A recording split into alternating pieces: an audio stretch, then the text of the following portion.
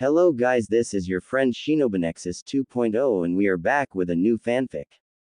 Which is what if Naruto was neglected by his family and he was saved by Itachi Part 1. And if you enjoy this fanfic then please press the like button and subscribe to my channel for more fanfic like this. And now let's start the fanfic. It was a quiet night in Konoha. The village hidden in the leaves. Unlike the night before where there was celebration for most, but a living nightmare for one young boy. A festival celebrating the defeat of the Kyuubi at the hands of the Yondaime Hokage. The fourth in a line of great village leaders throughout village history. That boy would be 7-year-old Uzumaki Naruto. Naruto was a child who had the heart of gold, but most either ignored him or persecuted him for reasons he never understood. And those who were cruel to him or ignored him were not willing to explain their actions to said child. His innocent mind could not comprehend what he had done that was so wrong. Today he found himself opening his eyes in a room that was not his own. In a bed he was not altogether not unfamiliar with.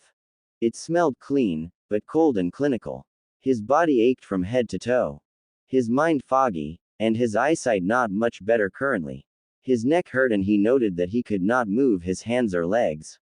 Instead of panicking, he took in a painful deep breath as he did something he practiced many times before as the old man Sandaime Hokage, one of the very few people Naruto trusted, taught him to do. He whistled. But not just a straight single chord, but a specific tune meant to bring forth his hidden guardian angel. A single shinobi hidden by the moonlight. Some were aware of this special tune and moved quickly to prevent its sound from being heard. And little did Naruto know, a small amount of chakra, a mixture of his life's physical and spiritual energy, was incorporated into this tune to ensure it could not be used by anyone else. Unfortunately, Naruto again seemed to be in a position which he would not be able to seek the safety of his protector. The moment Naruto attempted the tune he noted a shadow over his eyes. It was still semi-dark in the room as the sun had not fully arisen. Before a third note could be released, his nose was covered tightly and he heard a woman's voice that commanded him, "Be silent, or this will be far more painful," as he was forced out of consciousness due to the lack of air not reaching him. He was tied down and expected to finally be put out of his 7 years of misery. An early end to a morbid and painful young life. But to his joy, or displeasure, he hadn't decided which at the particular moment, a black blade flew through the window. It stabbed the woman's hand which held Naruto's mouth and nose, but did not touch him. The precision of the blade was meticulous and highly professional. It was downright dangerous and the assassin knew her time on this earth was likely at an end. But she had a mission to complete. She drew the blade from her pierced hand, and proceeded to impale young Naruto between his innocent eyes with the same blade. Halfway through the motion, a silver Tonto intervened. Holding the Tonto was a silver-haired man with a black mask covering his face, with one eye covered by his headband, and he wore the armor of the Hokage's personal guard. Team RO, the Daizenzdai Sotodansu. The Hokage's third-generation sword dance, which normally consisted of Hatake Kakashi, Tenzo, Uchiha Itachi, Gekko Hayate and Yugao. The assassin showed no fear. She leapt back toward the door exiting the strangely large hospital room, and instead of trying to escape, she twisted the blade around and swiftly sliced the blade across her midriff, then reverse thrust the blade into her stomach. Seppuku. The art of killing oneself due to failing to uphold one's honor or the honor of their master or family, the boy's savior noted. The master guardian placed 2 gloved fingers on the boy's neck and noted a slow and shallow breathing. Even then the breathing was getting weaker. He was poisoned. Something on the woman's hands must have contained some form of poison. The mysterious savior turned on the light, and immediately opened the door, called out to the nurses, Anbu protocol in effect. I am Anbu and a captain of Konoha Secret Service, codenamed Wolf. Get word to the Hokage of a phantom who tried to snuff out the light of a protected kit. The nurses didn't know what the code meant, but those hidden in the shadows of the inner workings of the hospital did.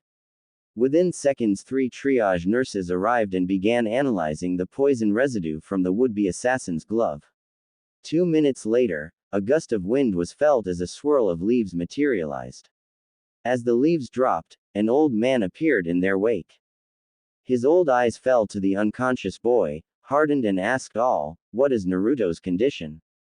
The old man's anger could be felt in waves as the nurses and the newly arrived doctors could barely stand in his presence. "We managed to get some of the poison out, Hokage-sama.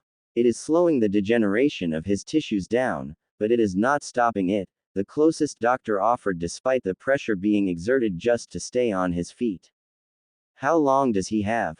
the Hokage asked dangerously. "A week at most, as we know little to nothing about this poison, and the forensics lab was never finished since." Wolf. "Prepare a squad of 4 including Crow and Raven and meet me on the roof of my office building. Team RO is going on one more mission before it's dissolving." Without a word, Wolf vanished, and 5 more guards appeared as if by magic. The old Hokage nodded his approval and vanished soon after in a puff of smoke. Atop the Hokage tower stood 20 loyal personal guards.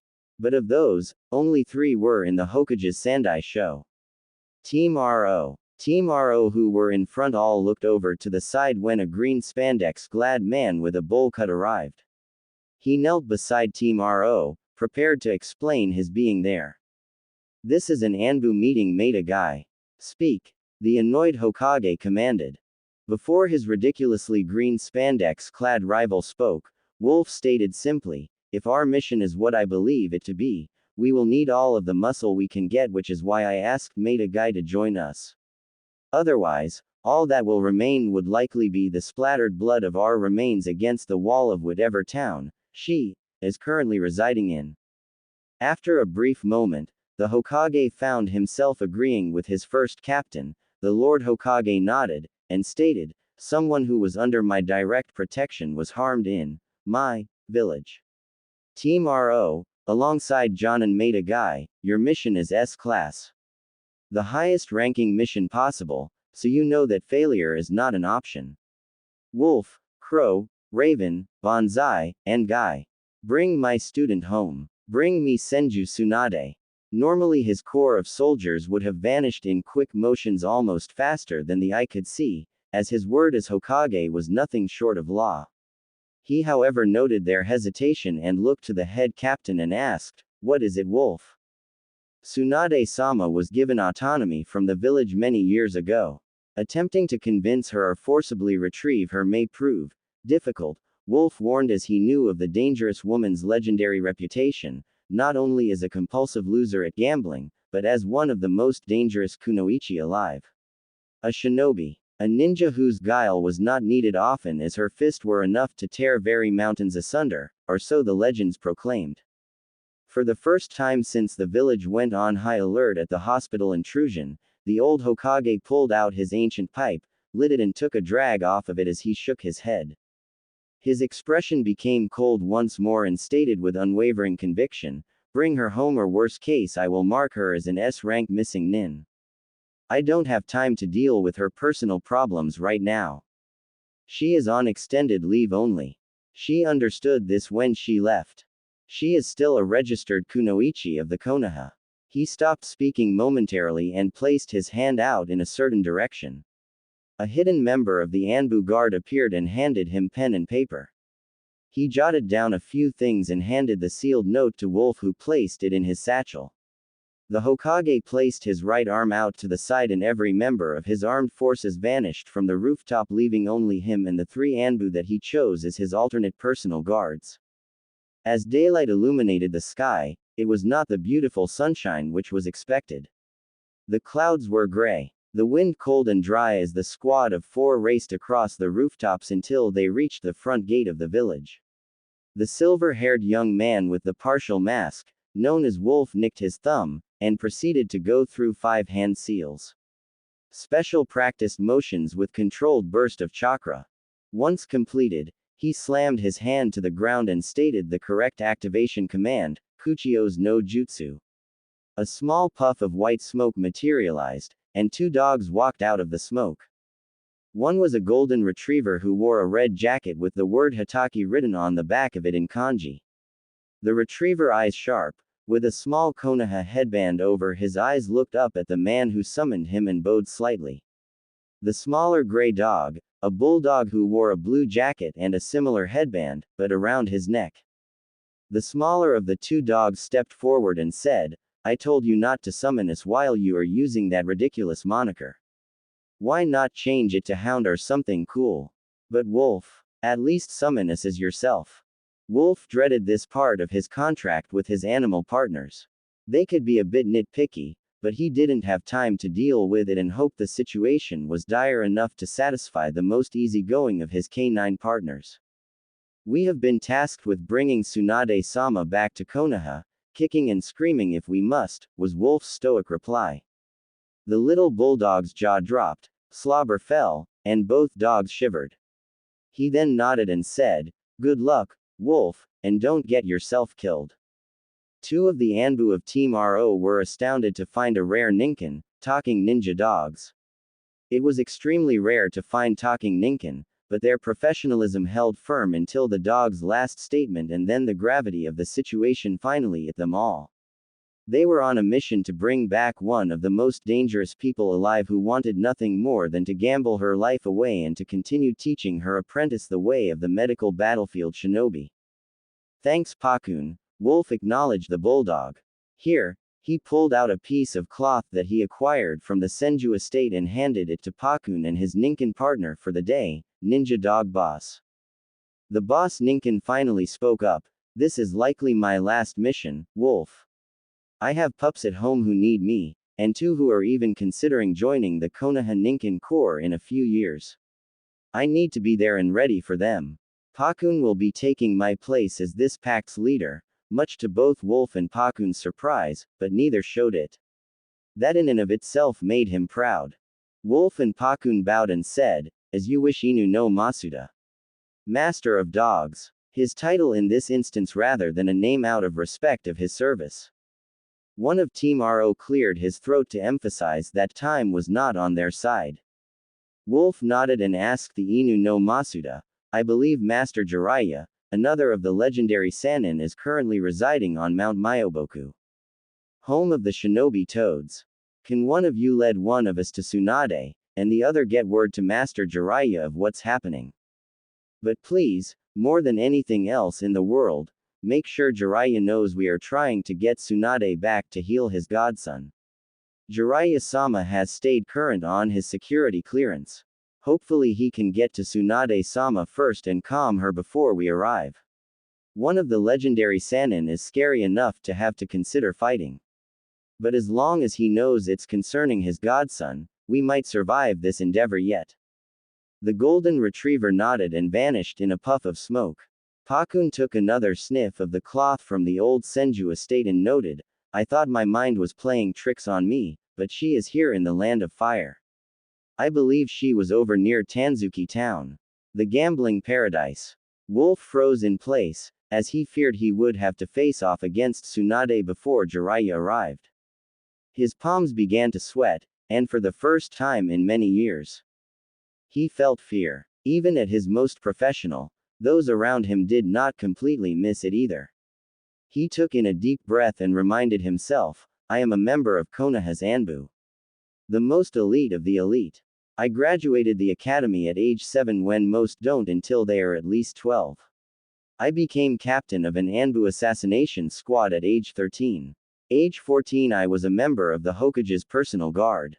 I've got this," he thought as he calmed his heart rate. His team of Raven, Guy, Bonsai and Crow nodded that they were prepared for whatever came next. The four took to the trees and flew from branch to branch in the chilled air, as did Pakun, who took the lead. He stopped every 15 minutes or so to try to pick the scent back up as the now heavier winds blew and light rains carried the scent in multiple directions. Fortunately, Pakun was still very young, and one of the best non-human trackers Wolf ever had the pleasure of working with. After a full day of travel, Anbu Bonsai stopped, causing the others to do the same. "I know that you and Guy have this insanely inhuman training regime, but the rest of us need rest, Wolf-senpai," he joked lightly, which caught most off guard except Wolf, who knew his younger Kohai held a sense of humor. The group stopped and Banzai placed his hands in seals specific to him and added the requisite chakra. Within seconds a wood cabin was built. It was small as to be hidden off the main road, but large enough for the travelers to stretch out and rest on the wooden beds. Good old Banzai, Crow thought. Shelter from the weather, bugs and snakes. I'll take first watch. We'll need our strength if we are forced to take on Tsunade-sama. Shifts of 3 hours each until we are fully replenished, and can make the last leg of this journey. Hopefully she will be too drunk to notice us until we have her transported back to Konoha. Wolf quickly placed sound special Fuinjutsu seal barriers up around the cabin so that sound would not escape, but could still be heard from the outside. Guy simply moved to an empty bed, but looked over at his rival with the black mask covering his face who had managed to have a bed on top of the wood, a comforter and pillows. He had to know and asked, how? Wolf pulled out an orange book after he sat on his bed and got comfortable. After a moment Wolf glanced at his old friend and did something he hadn't done since their youth. You say something, Guy?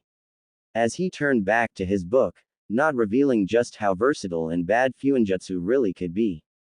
Slightly frustrated, Maida Guy reverted back to his 13-year-old self and said, damn you and your cool hip attitude, Ka. Wolf.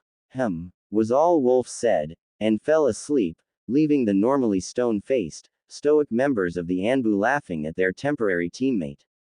It diffused the tension in the air and allowed them to replenish mentally as well as physically and spiritually. Konoha. Another night had fallen upon the village hidden in the leaves, but all was not peaceful as it should have been. There were tears of angst and unbridled outrage. The Uchiha clan, one of the precious, most prolific in the Leaf, and one of the very founding clans of Konoha were exterminated less than 2 hours past. Flashback 2 hours prior. 2 blocks outside the Uchiha estate, a 7-year-old Uchiha Sasuke saw fire, lightning, earth and stone which flew in every which direction. Metal blades clanged as tiny kunai knives made impact with each other, whether in hand or as projectiles.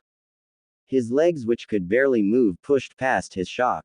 His satchel dropped and he propelled himself faster than he thought possible. He barely made it 30 feet before a Konoha Jonin in his green flak jacket and black pants with a katana strapped to his back swooped in like a bird of prey, and carried young Sasuke back to the Shinobi Academy. The jolt of speed left Sasuke disoriented and unable to object. Having stopped, Chunin teachers and students immediately looked to see what the recent fuss was about as the bandana-wearing Jonin appeared in a cloud of leaves with a disoriented young Sasuke. Yumi no Iruka, Chunin-sensei asked, "What's going on, Genma-san?" Sasuke is old enough to walk home by himself. Genma, while he respected Yumino-san, didn't take kindly to being questioned by a subordinate rank, but due to time constraints, he let it slide and said, "The Uchiha compound is under attack. Sasuke's brother is a friend of mine and asked that I watch over him while he was on a mission on his way toward the main gate. Get all remaining students back inside now. I want barriers in place. Keep those kids safe, even if it means you give up your life for theirs." Without hesitation, Yumi no Iruka nodded appreciatively and replied with, "Yokai." A simple way to say Roger, or, Roger that, Genma thought with a small smirk as he turned to rush to find the Hokage. Raven and Crow were to be the party to exterminate the Uchiha should they ever rise against the village itself, as they were members of the clan and could infiltrate meetings of the higher-ups there. But as they were out on a mission, it's reasonable to assume the Uchiha clan's council figured out Raven and Crow's place in the grand scheme of things. That meant speeding up what needed to be done and only when they were outside of the village. The council of Crow's father, the head of the Uchiha clan, alongside Crow's reluctant mother, and a few others of note. They were tired of being treated like second-class citizens and that they didn't matter anymore. And that the Uchiha were the most powerful in the land of fire. The very village hidden in the leaves. But hubris was to be their downfall. Every man, woman and child of the Uchiha save Raven, Crow, and possibly Sasuke were dead as he vanished without a trace from the academy grounds. The only child missing. End flashback. Hokage Tower Conference Room 3 hours later. The Hokage was willing to speak to the Uchiha and try to help them regain some of the respect and prestige should a meeting he set up have occurred. But alas, it wasn't meant to be. He called together a council of the three elders and looked at each of them. His gaze lingered on his old friend Danzo, whose body was bandaged as if half dead, and quietly stated, "Return Sasuke Uchiha to me unharmed and you will live to see another day." Before the council of elders could protest, Sarutobi Hiruzen, Sandaime Hokage of Konoha, the village hidden in the leaves, raised his left arm, and 50 of his Anbu elite appeared and held swords to the Sandaime's old shinobi squad teammates Kaharu and Homara. The last member of the elders had shinobi of his own in Anbu gear arrive from the shadows and block the swords from touching their master's neck. The old Hokage merely smiled. Not a joyous smile, but one filled with nearly murderous glee and terrifying determination. He then stated, "Surrender the Uchiha, and the eyes of those you gouged from the corpses of the dead or face not only Konoha justice as a traitor, but my wrath. You did not disband the organization known as Root as I commanded years ago, as evidenced by your shinobi being present here. Root is despicable, and its usefulness came to an end after the last war. You performed genocide on a clan without the support of your Hokage, and the entire council of clans. Your time as an elder is over, and your career as a shinobi is as well. Now surrender Sasuke or die. I can assure you, Danzo, my stick is bigger than yours." Danzo was a dangerous man, and would not go down without a fight. He simply said, "These are a few leftover shinobi from an era bygone and who refused to leave my side. As for the Uchiha, I had nothing to do with that, nor is there any proof of any of this madness you are spouting, Hiruzen. If anything, you may have been known as the professor in your younger days, but you have gone senile, old man." Got him. Danzo thought to himself. Then let me enlighten you as to why I was called that. If it was you who took Sasuke, you would likely take him to a base you believe I am unaware of. One that is further away from the carnage. Possibly the Riku base. The Sandaime offered. Danzo didn't show it, but he suddenly felt a pit in the bottom of his stomach. The Sandaime then placed his hand in an odd head seal and an explosion could be heard. It was one of the known, former, root bases from a time long past. "You see, old friend, I knew exactly what you've been up to. I have had my own Anbu infiltrating your root organization for years. I know every location and every shady deal you have made. The only reason you have not been executed yet is because in your own sick, twisted way. You do everything you do to protect the leaf. So let's play a little game. It would take about an hour to get to your Riku base at top speed and it's been about 45 minutes. Let's see, who do I have out that far? Oh yeah, I have a promising young woman who I entrusted with the hand seals to specifically signal the destruction of Root. If she didn't receive my signal not to begin, she would give a counter signal to all true Anbu through use of these wonderful little items called headsets. And it looks like time is just about you." Explosions erupted from all around the village and larger explosions could be seen in the distance. Danzo could no longer hide his disdain and was nearly frothing at the mouth. "You three have been my teammates for a time. My friends, and now my adversaries it seems. I had some of my resources look into what occurred with Uzumaki Naruto as well.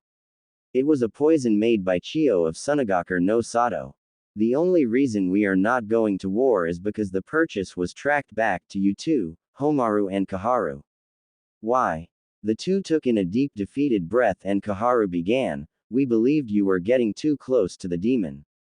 The closest Anbu went to decapitate her, but was stopped by a glance from the Sandaime. You know my laws. You will not refer to Naruto as a demon. Naruto's burden does not make him a demon. Only a container for the nine-tailed beast. You two are old enough and should know better.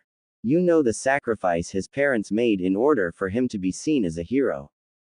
After another uncomfortable moment, Homura stated, "Look at the depths you are willing to go through for an orphan. You have deployed 4 of our finest shinobi to bring back Tsunade of the Sannin. That is on par with sending them on a kamikaze mission. It's potentially suicide. Hiruzen looked to Danzo and asked, "Do you know who Crow is? And don't lie. We are far beyond secrets right now." Danzo reluctantly nodded. "Well, what you might not know is that Sasuke is Crow's little brother." The world stood still. Crow could be the nicest man in the world. He was a man of peace and loved his village more than anything save his brother. 7 years ago, Sasuke was kidnapped and Crow, before he was Crow, was unleashed for the first time. He not only decimated a small village, but nearly put the Sandaime, and the Yondaime Hokage in the hospital when told he could not go after Sasuke. And, yes, I am putting this here as I keep getting complaints about Itachi being an overpowered Gary Stew. Itachi essentially sucker punched Hiruzen and Minato. He didn't win in an all-out fight. He is a ninja. He fought dirty and was underestimated due to his age. I know he would not win in a straight-up fight against the Sandaime and Yondaime at age 10. Possibly ever. The Yondaime refused the Sandaime's wish to execute Crow for his action and reminded his old mentor, "Those who abandon their mission are scum, but those who abandon their comrades are worse than scum." His younger brother was in danger. Who is more of a comrade than a loved one? Not many remember just how dangerous that switch was inside of Crow's head. Apparently Danzo did. Hiruzen was no fool and knew exactly where Sasuke was taken and had his own elite shadows follow and retrieve him before the explosions began, but it was time to take back the reins of Konoha from those behind closed doors. Having Naruto get hurt shook the old man to his very soul, but he knew that the team sent was the only one strong enough to bring Tsunade home to help medically rebuild the now Uchiha-less village save 3 or 4. Sarutobi Hiruzen was known for his kind and forgiving nature, but that had also become a liability of late. He looked to his 3 former friends and shook his head sadly as he calmly commanded, "I planned on letting Crow deal with this then when he returned, but he will have enough to deal with taking over as clan head of the Uchiha most likely. Execute them." Meanwhile Tanzuka town. After a few hours rest, Team RO had arrived. It didn't take long to discover the location of the legendary sucker, as she was known. Tsunade's penchant for losing bets was legendary. If she won, that usually did not bode well. 6 hours ago she'd won what was tantamount to a small lottery. She was in essence, very rich again. That concerned her. But what concerned her more were the 3 Konoha Jonin who walked up to the table where she and her apprentice were counting up her winnings, as they no longer wore Anbu gear. The 45-year-old blonde woman recognized the silver-haired young man immediately as he was the protege of the Yondaime, the 4th Hokage. His favorite student, and prodigy in his own right. Normally she would have blown the ninja off immediately, but asked, "The looks of fear and determination on your faces tell me that this is important. What brings you all the way to the edge of Hai no Kuni?" "Our beloved fire country," she spat. Kakashi stepped forward and handed Tsunade the first of 2 letters. Tsunade opened it and it read, "Dear Tsunade, a young boy has been poisoned, and it's believed to be by your one-time rival Chio of Suna. I have sent 4 of the very best in the village to find you in hopes of bringing you home. We could not chance moving the boy. Chio's poison was likely bought by a clan head or elder. I will find out which and exterminate them quickly as I was named one of the guardians of the child when his parents died. He has a week from today before he likely succumbs to his illness. I know it's a lot, but we need you home. At least for now. Do this for your old sensei, please. Sarutobi Hiruzen." After reading the letter Tsunade placed it over the lit candle which adorned her table. A large puff of smoke appeared beside the table and a man around Tsunade's age in a red overcoat with a green jacket underneath. Toad and oil adorned his custom forehead protector as his long white spiky hair flowed unevenly.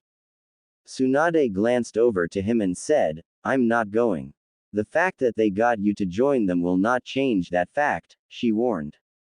The normally loud, and admittedly super perverted Toad Sage Jiraiya looked to the one he was cleared to know as Crow and said, "Danzo ordered the attack on your clan. Only you 2 remain. Your brother is in critical condition at the Biowan," Jiraiya said as he slipped into his more familiar language of Konoha. He reminded himself that Biowan was hospital. He then looked at Tsunade and asked, "Remember what happened 7 years ago when the Uchiha child was kidnapped by the village hidden by steel and how Sensei and Minato ended up with a few broken bones? They told a 10-year-old he could not attempt to rescue his brother. He is not only still alive, but he is one of the senior captains of our Anbu. And said village was nearly wiped off the map. I think the only reason Wolf is in command is because he leads Team RO when they are united," Jiraiya warned. "Senju Tsunade, allow me to introduce you to Uchiha Itachi." Tsunade looked over to said Uchiha, but now kept her eyes just below his knowing of his family's penchant for eye-based hypnosis. Itachi spoke for the first time since retrieving the news as his hand now gripped the kunai blades in his pouch. "I had reason to bring you home as another is in great danger and it was our Hokage's wish, but now failure is not an option. Will you come with us peacefully, Tsunade-sama?" Tsunade was curious and inquired, "And if I don't? I will beat you to within an inch of your life, have your protege here heal you, and drag you back kicking and screaming so you can heal my brother." Tsunade cracked her knuckles, and her neck appeared behind Itachi at an impossible speed and sent a punch toward his head. As the fist impacted, she found nothing but air, and crows dispersing as she then heard his smooth, classy voice, "You'll have to do much better than that if you want to defeat me, my lady." Kakashi looked over to Jiraiya, not knowing whose side he would take. It was no secret that the super toad sage pervert of Konoha had a thing for the slug princess Tsunade. Jiraiya sighed and said, "It's my godson Naruto she is refusing to help by not going. I won't allow her to be hurt too badly, but she or her assistant Shizune must be taken back to Konoha to help Naruto." Right as Jiraiya finished saying his piece, another wall was destroyed. Tenzo, formerly known as Banzai, stepped to the side and asked his senpai, "So, are we going to get involved in this?" "No, but our good buddy made a guy as if Itachi can't finish this soon." The quiet assistant puckered her lips up and fired out metal senbons. Almost like little thread needles. They almost struck Tenzo and Kakashi near, or about dangerous pressure points. She removed her hood and glared at her childhood friends Kakashi and Guy. They in turn looked on in shock. They believed their friend to be dead. "Shizune?" Kakashi asked carefully. The bar on the far side of the casino establishment was now torn out of the floor and tossed effortlessly by Tsunade at Itachi, who for the first time this fight was grazed. Jiraiya hated what he had to do. He joined the fray. He walked over and stood face to face with Tsunade and said, "It's time to go home, Tsunade." "I no longer consider Konoha my home," she answered honestly. "I'm sorry you feel that way, but I have received a copy of these boys' orders. If you don't come home, you will be marked as a missing nin with an S-class bounty on your head. You will have to watch over your shoulder for the rest of your life. Ninja and civilian alike will try to lure you into a false sense of security, and pounce the moment you show even the slightest weakness. Don't make me have to fight you. Plus, it didn't say you had to stay in Konoha. You are just needed for now. It's there, brat," emphasizing whose child Naruto was. Jiraiya hoped his rare serious moment was enough to convince her of how important this mission was. As soon as he stopped, she walked up to him, back her fist and yanked it forward to create an impact across his face that caused the very air to tremble. He was knocked back a kilometer. One of the more dangerous elements now out of the way, she stepped outside to deal with an increasingly less patient Uchiha Itachi. She looked back to Itachi as he managed to hide long enough to give Jiraiya his chance. She then said, "I'm sorry about your brother, truly, but I lost my love and my little brother to the ninja world. I will not help the fools of the hidden leaf." Itachi stood firm, conviction in their hearts. Then they were blurs as they raced toward each other once again. "So this Joker's the one who took on Minato and the old man," Tsunade pointed to Itachi and snorted disbelievingly. "I'm not impressed." Itachi, who just learned of his family's fate, now spoke from the shadows of the darkly lit room, denied, "I'm not here to impress. I only managed to do so because they underestimated my desire to protect my little brother. On a head-on match, I would have been decimated. But that doesn't mean I can't handle my own. He warned as he threw multiple shuriken and kunai from what appeared to be every angle in the room at once. Tsunade realized what she was seeing wasn't possible and placed her hands in the requisite seal as she quickly called out, Kai. Release, as she stopped the flow of chakra through her system and impressively dodged every single projectile while she kept an eye on her apprentice who seemed to be holding her own well enough. It seemed as if they were not trying to use lethal force on her ward, and for that she was grateful. Not that Tsunade'd admit it.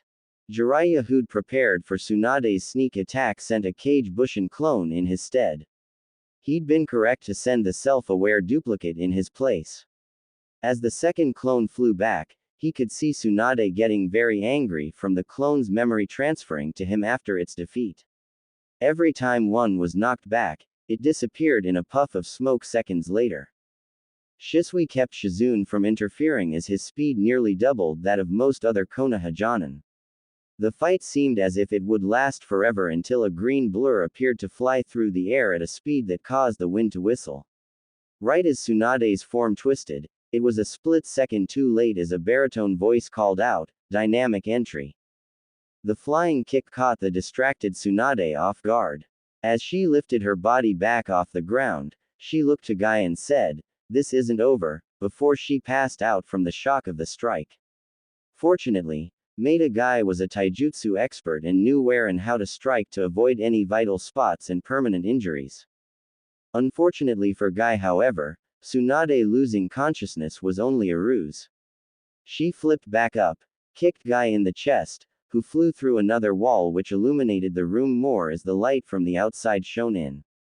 That gave Itachi less places to attack from. Tsunade's kick matched perfectly with where Jiraiya was standing outside as he was hit as Guy's body was propelled through the wall. Guy and Jiraiya stood up off the ground.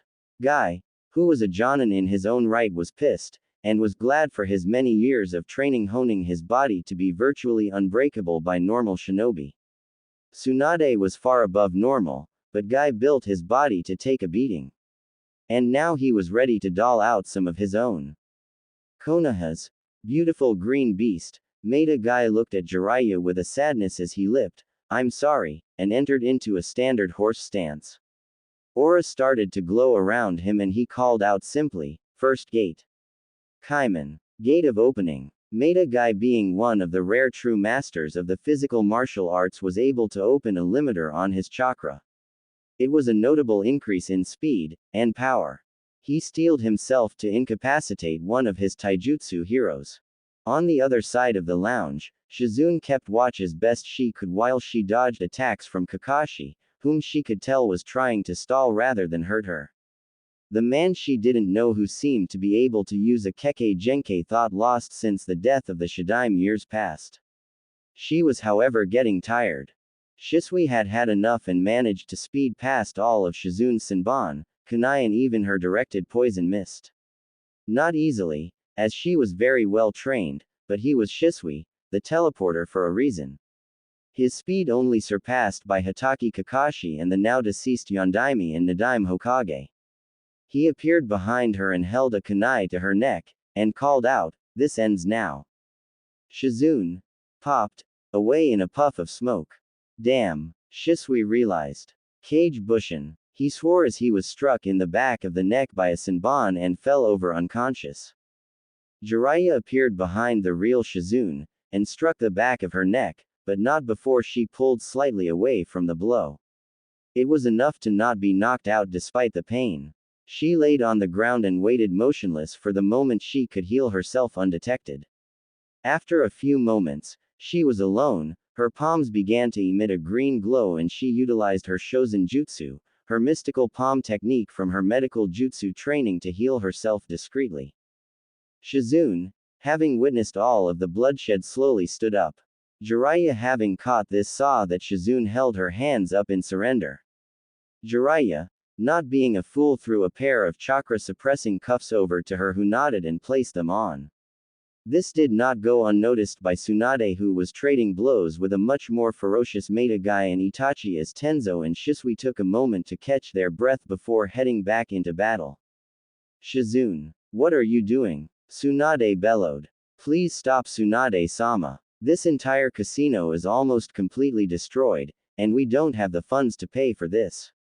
We should hear them out fully and possibly go back, as Konoha will pay for this, misunderstanding if this is as important as I'm beginning to think it is. Tsunade, still on guard, thought about it and then lowered her guard carefully and said, not many know this, but I really left Konoha not only for me, but because of the pain Shizune felt at having no family left after the Third War. I didn't want her to have to live in a village that constantly reminded her of the loss of losing her Uncle Dan. Should we go? We are not staying, she warned. A tear threatened to fall from Shizune's eyes as she realized what her mother-like figure was doing for her. The possibility of bringing down the wrath of all of Konoha just to keep her happy. But that was not worth the life of a little boy, much less two, she noted. Shisui noted that Tsunade's flared-up chakra had settled and deactivated his Sharingan and nodded to Itachi, who reluctantly did the same. Tsunade glanced at Jiraiya and asked, so what in the seven heavens would send 3 Anbu, a taijutsu master Jonin, and Anther Sannin to bring me home? Who could be that important? Then it hit her. Her drunken stupor all but forgotten for a moment as she asked seriously, did you mean, there, son, when you said, there, son? Jiraiya nodded but kept his thoughts to himself for the moment. Kakashi looked at Jiraiya with a look of utter shock, as Naruto's history is one of Konoha's most guarded secrets. Then he asked, how? I am Konoha's external spymaster, as Danzo was its internal. Before he was beheaded a few hours ago anyway. My security clearance is higher than yours, kid, he explained to an incredulous Kakashi. Kakashi didn't like the fact that there were others the Hokage trusted more than him where Naruto were concerned, but then remembered that Jiraiya was once one of the Sandame's prized students. After taking in a deep breath, take the cuffs off of Shizune. We'll come peacefully, Tsunade ordered. Team Ro looked to Kakashi, who nodded. It's time to go home, Shisho, Shizune said as she took Tsunade's bag, which held her stash of sake she was not supposed to know about. Tsunade swore under her breath as she knew her student wouldn't surrender the bag while they traveled. Jiraiya walked over to the owner of the casino, who had just walked in, and handed him a bag of diamonds. More than the cost of rebuilding, the loss of customers for the time it took to rebuild, employee pay while out of work, and still have money over for improvements and renovations. The owner found out who caused all of the destruction, walked over to her and held out a hand, and Tsunade took it as he said, thank you, Tsunade-sama. We would have been forced to close in a few months. Now we have everything we need to stay open and more. Your debt to this establishment is wiped clean. Tsunade shook his hand in earnest with a great big smile on her face and began the charge home. She looked back at her old teammate and friend for a brief moment and said, this brat might just be worth saving after all. Let's not forget about my brother as well, Itachi warned. To keep tensions down, Kakashi ordered operational silence on his team the rest of the trip. The group picked rare medicinal herbs they saw along the way, as they might be useful in stopping rare poisons. They eventually stopped and rested at an inn for a few hours to get cleaned up, re-energized and prepared for the rest of the journey home. Tsunade considered trying to run for it, but Team Ro and Jiraiya were still relatively guarded, and Shizune genuinely seemed like she wouldn't mind seeing home again, if just for a short visit. So she decided to steel herself and make her way home. Konoha Byon. Room number. Classified by order of the Hokage. Uzumaki. Naruto tossed and turned, his fevered body wanted to give in. To give up, but Naruto, while only a little boy, held a will and willpower of a fighter. A warrior that would not give up and never give in. That would one day become part of his nindo, his code of honor. His very ninja way, should he survive long enough for Tsunade to arrive. But not all was as it seemed. Inside of Naruto's body resided some things out of the ordinary. Inside of Naruto was a spiritual world similar to that of the subconscious of others, but not many housed anything as infamous as what was housed inside of him. A force of nature in itself. The infamous Kyuubi no Yoko, the nine-tailed fox. It sat awake behind its caged doorway looking outward. Hate permeated nearly visibly in every direction. A massive orange nine-tailed beast whose lonely, intelligent eyes narrowed as he settled on his decision not to help the human child. His own fate linked to that of the blonde boy. The rage of 1,000 deaths rung throughout the large black empty space outside of the fox's cage as he howled out into the nothingness. He looked again at the cage which bound him with a piece of paper. A paper infused with the love of a mother and father who wished to protect their village, and their newborn son. The fox knew should the boy die, he too would succumb to death, but he'd come to the realization that he would rather lose his life than give his powers to the son of those who imprisoned him. He had been a captive of the Shadaime's wife Uzumaki Mito, then Uzumaki Kushina. But the final insult was sealing the great Kyuubi into a newborn child. His pride wounded beyond reconciliation. As such he withheld the special element of his power. The healing cloak. The one thing which could overpower the poison currently plaguing the young Uzumaki's life. After a few more hours of self-pity and roaring wildly, the fox finally calmed and laid once again on the cold floor of his cage, content in the knowledge that his suffering would soon be over. This short-lived peace wasn't meant to last, however, as the fox heard a thunderous roar above him. He stood up in his cage, eyes sharp as he glanced upwards, not in fear, but merely curious as to who would be brave or foolish enough to disturb the great fox.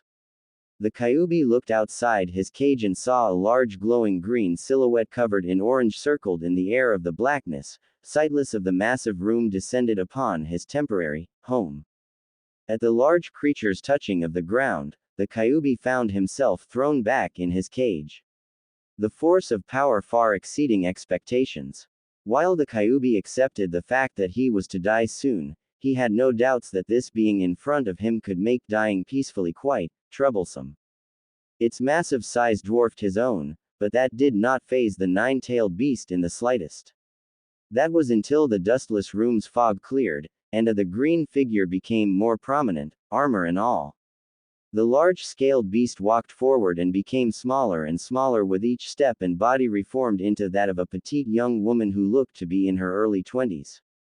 Upon his clear clarification, the Kyuubi immediately stood in his cage and bowed respectfully, "Ryu Kami-sama."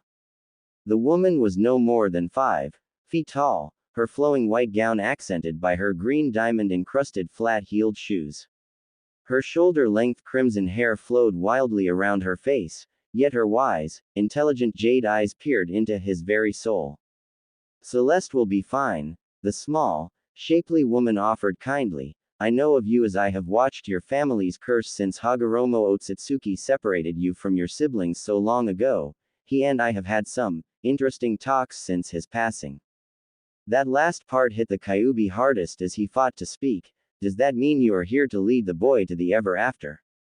"No, dear Kurama. It's not quite his time yet," she said, her voice even more kind as she slipped past the gate which held him, and rubbed his snout lovingly. "I am here because I am slightly disappointed in you. I can see the shock in your eyes, but yes, I know your actual name too." She laughed a bit, then turned a bit more serious. A coldness in her eyes that wasn't there before. "How do you know of me, Kurama? All chakra spirits and sages know of at least the legend of you. I felt your power as you descended, and although you kept your powers minimal, likely to keep the boy's healers from detecting something off, I knew it was something quite celestial about it. A far step from chakra. Had you released more power, I would have likely been forced to the ground, mistress," he reluctantly admitted. "Good to see you know who and what you are dealing with. So this should make this encounter go by a bit faster." "Kurama. Kyuubi no Yoko of the village hidden in the leaves. You are to be judged," she confirmed sadly. The Kyuubi now known as Kurama stunned asked, "What have I to be judged for?" "I was captured by Hashirama of the Senju clan nearly 60 years ago, shoved into his wife, forced to stay sealed in her until she was ready to pass on.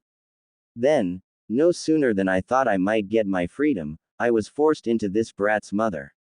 And then finally, to add insult to injury, they placed me in a child at birth." He snapped. Celeste's eyes flashed purple in a bit of anger, and Kurama took a deep breath and reined in his temper. He remembered very quickly that with a word, he would be obliterated, and not reformed in the afterlife, reunited with his father. Please forgive my temper, Celeste Ryukami-sama. I have just been imprisoned for so long, I forgot myself for a moment. Celeste, who already knew of all Kurama's torments and suffering, could not let his greatest sin go unpunished. While she cared about Kurama, someone under her purview, she would not allow an innocent child to die because of his prisoner's past. You are allowing an innocent child to die due to the actions of others which he had no control over. Kurama eyed the young-looking goddess with a wary glance and noted, I was controlled when Konoha was attacked to try to gain my power by an Uchiha. Maybe it'd be better if I were to die anyway. I have no place in this world. At least no place to make me happy, his deep voice conveyed.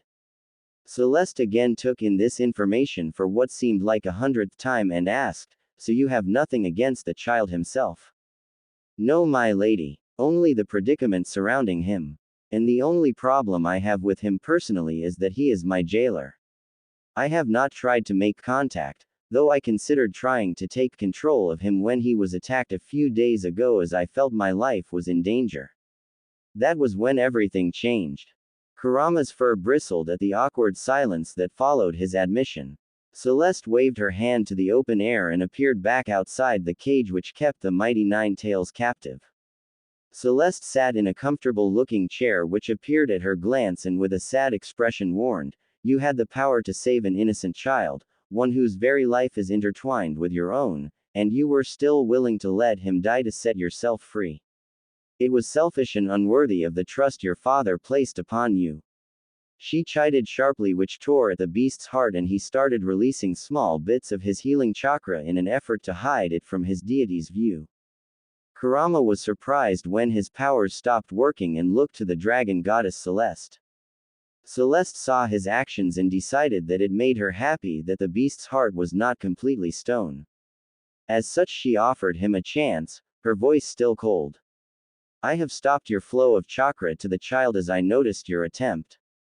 You did well in attempting to rectify your mistake, but had I not arrived, you would have let this boy die. As such, you will wait and see if he survives with the help of outside assistance. I can detect great signs of relief outside the boy. The one, I believe her name was Tsunade, must be near. In here my senses are not quite so clear. But I digress. Should the boy survive, I will introduce you to him. You will plead your case to him and he will decide if you are to be given another chance, or sent into oblivion. Let us see if my hunch for this child is right. At the front gates of Konoha, the two Chunin-level shinobi that guarded the entrance stood from their seats in awe as Senju Tsunade's visage could be seen slowing down to enter the checkpoint. Kakashi bit his finger and dropped a blood sample on the special chakra paper which verified his identity. The others followed suit. The two at the gate were so awed, they could only bow in reverence. Soon as the group was past the gate, Tsunade whispered to Jiraiya, what's with all the spit and shine, Jiraiya? Your perverted excuse for a novel can't be that great, can it? She deadpanned. Jiraiya curled his lip in mock indignation and said, it just so happens both of my newer books are masterpieces. And are on the Shinobi World's bestseller list for a fourth month in a row. Then his face took on a more serious tone as he said, they are looking at you. You are one of the legendary Sannin after all, and you haven't been home in over 9 years. Tsunade was about to object when she saw people bowing in reverence as she took in the majesty of her old home village. Its beautiful landscapes, and she took in a deep breath and looked at the medical center. She wasn't happy to be home, but she turned on her clinical mode, mostly, and walked up the steps to meet the Sandaime as he walked out of the glass doors to meet her. Faster than the eye could see, she punched her old sensei back through the doors before they could slide open and he flew back nearly 40 feet. 20 Anbu appeared. 3 which caught the Sandaime, the others, Wolf, Crow, and Raven, included surrounded Tsunade. Hiruzen checked and found only a few broken ribs and said, you are lucky you are so needed right now, Tsunade. This will not go unpunished. His old voice chillingly warned. Tsunade's voice equally cold replied, "We are leaving the village after this is done. Send another S-class crew of shinobi after us again, and I won't hold back next time. I warned you and the council to improve the medical training for years so you wouldn't have to depend on me so much. You should have listened. Now tell your band of misfits to move and show me to my patients, old man." The Hokage growled at his old student's blatant disrespect, but could not deny she had a point. He gave a small nod and the small army's swords were put away, and most again vanished. Shizune walked over and bowed respectfully to the Hokage, who barely remembered her, but remember her he did. "Hello Shizune. At least you still have some manners," Hiruzen noted through the pain. Shizune giggled slightly at the older man's comment, but stifled them upon seeing the glare of her master. She then offered, "If I may, Hokage-sama, I can heal you if you'd like." The Hokage didn't know whether to trust this untested medic, or untested in Konoha, but that whole thought process was silenced at Tsunade's scoff. She could have handled this whole mess. As a matter of fact, next time she wants to visit home, she can deal with this and the paperwork too. Hiruzen, a few of his guards along with Shizune stopped in the room beside Uzumaki Naruto's. Across from his was that of Uchiha Sasuke, who too was hurt in his abduction attempt by Shimura Danzo before his execution. Hiruzen was helped back and lain on his back. Shizune began his examination and surgically repaired his bones with her Shozen Jutsu. After explaining that he would need to rest for a day or two, Itachi grasped Shizune's arm gently as she exited the examination room, and asked, "Please Shizune-sensei, look in on my brother. Tsunade-sama assurances tell me that you are more than capable." Shizune looked to the Hokage, who tilted his head in assent. They walked to the next room and Shizune noted that the raven-haired boy's body was covered in burns. Third-degree burns from what looked to be an explosion. Itachi's Sharingan was active so that he could follow the procedure. Shizune considered shooing Itachi out, but decided against it, remembering the fight that ensued due to her Shisho's brash words about Sasuke earlier, which led to the unnecessary battle. This time Shizune transferred into her scrubs after a quick wash up behind the privacy curtain. Like with Hiruzen, she used hypoallergenic hand soap and scrubbed her body of contaminants and placed on hypoallergenic gloves as well. She activated the hand seals for the Shozen no Jutsu and ran her hand across the red-skinned miner.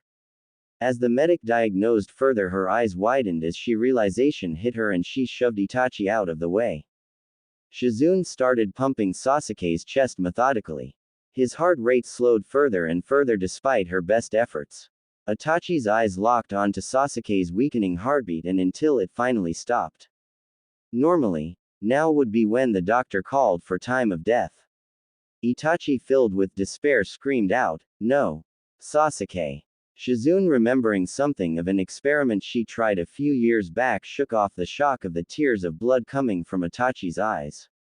She then remembered something important as Anbu, who stood at the now open door. "Kakashi. You're needed now." Kakashi appeared and walked over to Itachi to remove him, but was stopped. No time to deal with a grieving older brother. "If I'm not mistaken, you were lightning element, right?" While he didn't like his name called out while he was in Anbu gear, it wasn't a big deal anyway as he was famous in his own right. But revealing his primary element was a bit of an annoyance to the silver-haired man. But he nodded slightly and was pulled over to where Sasuke's heart was and ordered, "Please add a little lightning chakra to your right hand." Enough to say give a small jolt, but no actual damage. As Kakashi practiced with such an affinity for many years, this was nearly child's play. He did as he was instructed 3 times, with no result. Shizune was ready to call it quits when she had him give it one more slightly more powerful burst. Sasuke gasped for air, then lost consciousness again, but was stabilizing. Itachi's head arose with a hope he dared not embrace. Shizune jumped up and hugged Kakashi and released him as he shook his head. Other doctors who managed to arrive at the doorway to see what was going on noted the Hitaki Kato method. Or the Kato Hitaki method. No, it was Shizune's technique that saved Sasuke's life. It should be the Kato Shizune method, or whatever she calls it. Kakashi humbly bowed out as to give the young doctor her due. Itachi watched as Shizune began healing his brother's burns again. 40 minutes later, Sasuke was all but burn-free. His heart rate was back to normal, and Shizune nearly fainted from chakra exhaustion. Itachi raced back to the side of the bed she was standing on, and caught her one-handed. She allowed a small appreciative smile. As she, Itachi, and Sasuke were the only ones left in the room, Shizune finally spoke up. I'd like to examine your eyes. I know you cleaned them up, but eyes should not bleed. Even Uchiha Sharingan should not have done that.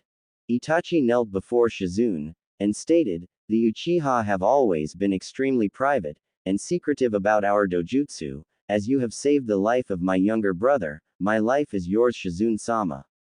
Sasuke is the last of my immediate family alive. As long as your will does not come endanger the village, I will always watch over you, he said as if it were nothing more than a casual conversation.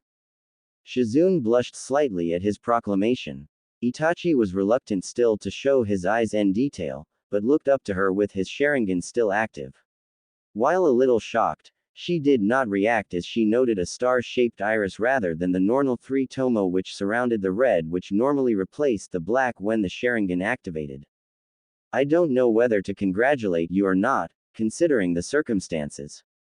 Itachi stood and stepped behind Shizune to cabinet with the mirror on it and stood in shock. After a moment he stated, to think that I would receive this, and still have my brother. Perhaps I owe you more than my life, Shizune-hime, he amended. She was now his princess, and he her devoted servant even if she didn't know that yet. Shisui knocked on the door and came in at Itachi's nod. With his head down Itachi stated, Sasuke is alive and, it, was unlocked. Shisui, already knowing what Itachi spoke of, gasped slightly. Looks like Konoha's Uchiha legacy lives on in us boys, he stated as he looked at Sasuke. We will have to train the little pipsqueak up good and strong. And keep the fact that he almost died out of the local news. He does not need the headache of fangirls. Itachi could only grin at his best friend's antics despite the horror of what recently happened to their clan. It was obviously a coping mechanism for them both, but one they were willing to accept until they could fully bury those emotions with their Anbu training. Less than 2 rooms over. Tsunade stood side by side with her sensei, the Sandaime Hokage Sarutobi Hiruzen, as she drew another vial of what appeared to be a self-replicating virus out of Naruto's system. By all accounts, Naruto's expectancy should have only been 48 hours, much less the 5 days total it took to find Tsunade, convince her to come home, and the return trip. A young medic aide with silver hair cleaned himself up and walked into the room. None of the doctors dared offer to assist for fear of offending Tsunade. She was too focused on saving her patient to really notice. The aide went and placed water in 2 new hospital mugs, and put on hypoallergenic gloves as he didn't quite know the patient's allergies. He noticed the heavy perspiration falling from Tsunade's forehead and grabbed a few paper towels and slowly moved his hand towards her head. She caught on and let him wipe quickly. Then he offered her ice water. She considered declining, but realized just how much fluid she had lost during the procedure. The silver-haired boy stayed by her side in silence and occasionally offered drink, or paper towel. It made her job a little less stressful, and she'd taken note of the young man's calm under pressure and decided to keep that in mind if she were to make recommendations for higher-level training. Naruto's form started to convulse. Tsunade, aware of the major procedure Shizune just performed, called out, Shizune. I need you to take a soldier pill. My patient is convulsing with rapid heart palpitations. I need you for an assist. Within a moment, Shizune was already washed off, and new smock and gloves in place. Sorry to call the new reigning medical hero back to action right after her victory, but that's the life of a doctor, Tsunade warned. Shizune only nodded as the quiet medic aide finally spoke up to the remaining medics at the doorway. Either someone come in and wipe Shizune-senpai's forehead and bring her water, or clear the way for someone who will. Watch it, Genin. One of the doctors chided, but was immediately stopped by a dark glare from Tsunade. I believe you were just given an order by my assistant. Now move. Said doctor moved, and another young aide arrived and bravely assisted Shizune as best she could in the tense room as young Naruto's very life hung in the balance. Naruto's condition was too grave to move him into the surgical bay, and synthesizing an antidote seemed unlikely in the time they had left. The boy's skin was starting to shed, and the discoloring started to occur. But that was not the only thing amiss in the village hidden in the leaves.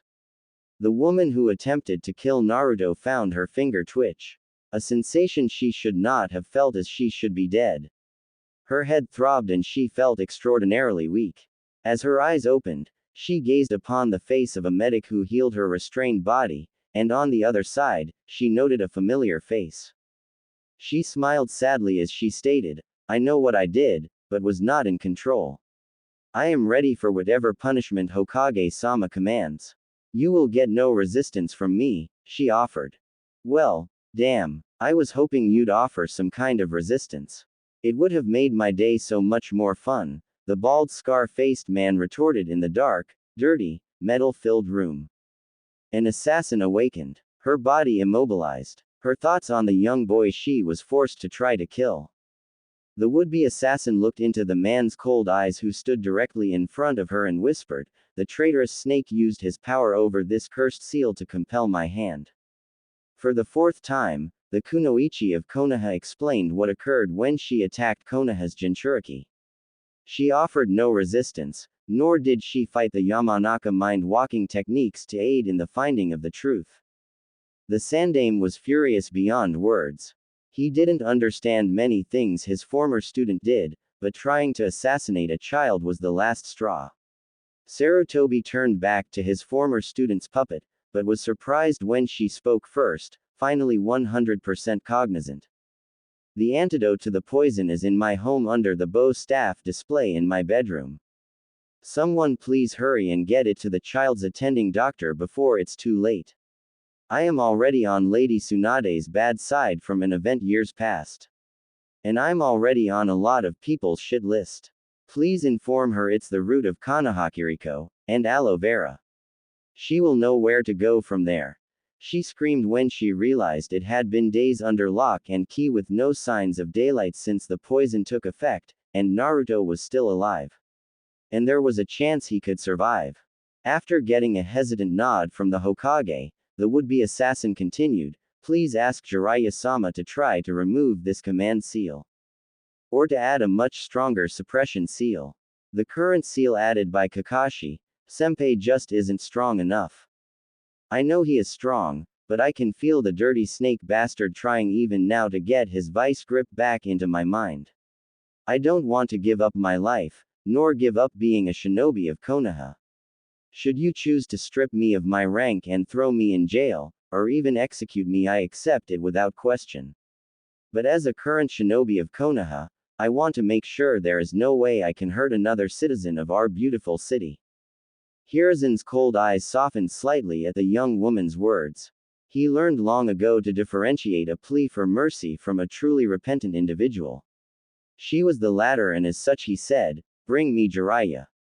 He didn't speak to anyone specifically, but feet started shuffling to accommodate his order. Moments later, the tall white-haired man arrived and faced his sensei with equally serious looks as he asked, "Are the rumors true? The woman who tried to kill Naruto is alive?" "Yes. Your former teammate is the cause of the pain Naruto-kun has had to endure as he set up the trade for Suna poisons, and whatnot. It was Homura, Koharu and Danzo who went into business with a snake. But do not take it out on the girl. I have had Inoichi and Ibiki working on her all day. She had no control over what she did. It was another seal that forced the young lady to act the way she did. It was activated off of a timer of some sort," the Sandaime advised. Jiraiya was not happy. He wanted to shove a Rasengan down her throat for harming his student's child. He turned and looked at the heartbroken face of the young woman whose eyes shared in his hurt. It did not calm him, but transferred some of his rage to its rightful target. Orochimaru. Back at the hospital, Naruto's body laid perfectly still as Shizune purified Naruto's blood and Tsunade replaced in his body. Two Anbu arrived, one bowed and handed Tsunade the little green vial and said, "The poisoner survived and revealed she was under duress when she attempted to harm Uzumaki Naruto. This is the cure. Root of Konoha and aloe vera." Cut off before he could say any more. "Why didn't you say so, you moron?" Tsunade, annoyed, ran a glowing hand over the vial. Once she confirmed its base ingredients, she opened it and took a small whiff in. "Only 3 people are known for this poison. One of them my former teammate. Death by 1,000 poisons," she said worriedly. Tsunade took a deep breath and debated whether Naruto would gain anything by taking the antidote now. She looked at her co-doctor who nodded the affirmative.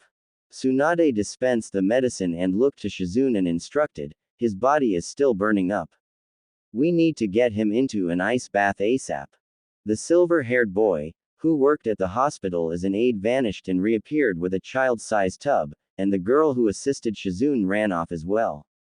As the silver-haired boy adjusted his glasses and prepared for the next phase as he poured 2 gallons of water into the tub, the black-haired girl with the red face markings arrived with 6 bags of ice. They filled up the bucket. Tsunade and Shizune looked on, impressed and proud of what the 2 young med nins in training accomplished in what appeared to be mere seconds. Tsunade and Shizune, along with a few surgical doctors who were previously standing at the door, gently moved Naruto down into the ice bath. His body was red from the heat. Tsunade looked to her silver-haired aide and asked, "What's your name, boy?" Yukushi Kabuto Senin Sama. "What do we do now, my lady?" Shizune asked. "We've done as much as we can. If you're the praying sort," Tsunade said to those gathered around, "now's the time to see if someone up there is listening," she sighed. Naruto's Mindscape. Kurama looked on patiently as the ancient goddess held his gaze.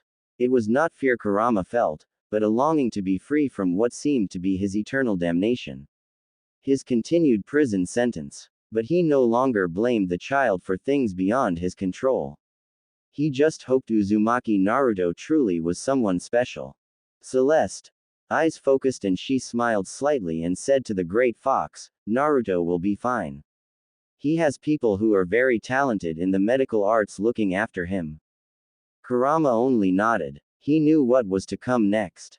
Celeste waved her hand out again, and a small form appeared on the ground, peaceful and at rest. "Wake up, my little hero," Celeste prompted gently as she caressed his small whiskered face. Little Naruto stretched and opened his eyes. Celeste, remembering how large and scary Kurama was, opted to give the fox a chance. She took the moment, Naruto mentally stretching to silently minimize the size of the fox. By the time Naruto's eyes cleared, he saw the most beautiful woman he had ever seen sitting over him. As Naruto looked around, he noted he was in a place he saw in his dreams sometimes, thus he assumed this was just another dream. The first thing Naruto could verbalize when he found any words was, "beautiful." The goddess, being millennium in age, she was quite flattered, and allowed a small smile to adorn her youthful-looking face as she muttered, "Oh, I definitely like this child." Celeste knelt beside Naruto and looked deep into his innocent blue eyes. With a final push of determination, she decided to take a chance and take a leap of faith on this seemingly random child. Celeste took a deep breath and gently released the pent-up nervous energy which threatened to spill over. She knew that there was a chance Kurama would fail his test, and lose his life. She did not want that, but there must be consequences for those under her protection if they did indescribably wrong, and allowing an innocent child to die was wrong. "My little hero, my name is Celeste. Do you remember anything that has happened over the last few weeks?" Naruto squinted his eyes for a moment, then blurted out, "That drunk bastard attacked me. Said something about me being a demon and kept using shinobi jutsu on me and then bashed my head in. I managed to whistle out a tune old man Hokage gave me, and within seconds I found myself here. But by the look on your face, it's been more than a few seconds," little Naruto surmised. "Oh, how smart you are, little Naruto-kun," the goddess smiled with a gentleness Naruto was not used to. It made him nervous, and even more cautious. This did not go unnoticed by Celeste, whose features took on a more sad and contemplative look. Naruto looked around, then back at Celeste and realized she was glowing. A brilliance amazingly bright, yet not blinding. He found himself kneeling before her clumsily, but asked anyway, Kami-sama. Am I dead? His question caught her off guard, but then she did something unexpected, she laughed. Not a horrible or horrifying laugh, but a laugh so beautiful, birds would stop singing to listen to its melodious sound, Naruto thought shyly. Her green eyes met his blues and asked, why would you think me a kami, and why do you think you're dead? Well, I have never seen such beauty before in my life. The only one close to as beautiful as Ayame Ne-chan. You have to be someone very powerful and special, Naruto confirmed for her. As for why I am dead, I'm meeting with you, so I must be dead, right? And are my parents here? I hope they aren't dead. I hope they are somewhere happy. Maybe they lost me and I was lucky, and taken in by the hidden leaf. He asked sadly. His soft-spoken words broke the goddess's heart, but she held back her tears. She stood away from Naruto and said, you are not dead, my little one, but you're close to it. Tsunade of Konoha's Grade 3, one of the world's best medical ninjas, was brought in by the Sandaime Hokage to save you. He sent his Anbu far to bring her home just for you. Hearing this, Naruto's eyes began to water. He didn't think the old man cared that much for him. Just showed him pity like a few others. He felt another warmth overtake him as his smile widened and his tears freely flowed. Celeste was again crestfallen by this, but made happy in the same moment. After a while Naruto looked again to the bright lady, but before he could ask again, she answered, and I am not the kami, but a lower level kami. You know of the great kami, and his brother the Shinigami. I am the Shinigami's daughter. At this revelation, Naruto froze from terror, but after a moment relaxed a little, as she had not hurt him and said it was not quite his time yet. Celeste stayed quiet as to not overwhelm the mind and spirit of the child. After a time she asked, before we discuss your parents, would you like to know why the villagers ignore you, and sometimes treat you a little unfairly? Naruto's body perked up at the realization that someone would finally explain things to him. Celeste sat in the chair she called forth and placed Naruto on her lap, and she told him the story The Great Fox. Upon finishing her massive tale, Naruto's eyes were flooded with tears of frustration and sadness. He understood why he was hated, but he wished he could make them understand. Celeste knew that she needed to take the next step sooner rather than later. She pulled the young boy into her bosom, and said, the fox has the power to save you, love, but would have preferred to die rather than be trapped again in another person, as he has already been entrapped for nearly 60 years. Naruto wiped his nose on his sleeve and his tears came to a slow halt as he said, I guess I'd be a little grumpy too if I was stuck inside a place with no freedom. Even here in Konoha, I have some freedoms, even though I get those dirty looks. Celeste again gave a small smile at his innocence and asked, I think now would be a good time to meet, Dad mean old F wax, don't you? Said in a way which made Naruto blurt out a small laugh despite his fear of meeting the evil Kyuubi. Naruto nodded and looked at the area Celeste gazed. The caged wall appeared, and a fairly minuscule fox laid there in silence, sadness evident in his eyes. Naruto got off of Celeste's knee and walked over to the cage. Kurama didn't do or say anything. But Naruto did the unexpected. His spirit self climbed into the cage with his detainee. Celeste went to call out for Naruto as her maternal instincts kicked in, but she held back that urge. Kurama raised an eyebrow as Naruto pointed at the fox and yelled, you're the one making people be mean to me, you damn fox. Why? What did I ever do to you, you overgrown plushie? I'm just a kid. Naruto ended up whining the last part. Celeste had to place her hands over her mouth to keep from laughing out loud at the little outburst. She just wanted to squeeze his little cheeks and yell out, kawaii. But she was able to contain herself, barely. The furs on the back of Kurama's minuscule back stood up as he fought back a growl of annoyance. He then said with a deceptively calm voice, "You do realize the only reason I haven't eaten you is because Celeste-sama would not be pleased. Be wary of your words to me, Gaki." Having nearly forgotten already that his fate essentially laid in Naruto's hands, the fox spirit threatened his young warden. Naruto crossed his arms, waited a moment, then sat down cross-legged on the floor and asked Kurama, "Okay, I haven't given you a chance. I don't know you, so why don't you tell me why you are stuck inside of me, and maybe we can figure out a way to make both of our lives easier, huh?" Kurama noted with each sentence, Naruto's knowledge and wisdom seemed to increase. His vocabulary did the same. As Kurama looked up to a green gem on her dress, she grimaced as she noted it was slightly glowing. Celeste gave the mental command for the light to diminish, but the damage was done. While she could erase Naruto's memories of the events up till now, she opted to see how things played out first. Kurama looked to Naruto carefully and gently as his deep voice could explained, "I was broken apart from one large being called the Jaibi along with my siblings. The Aikibi Shukaku through Hachibi, Yuki.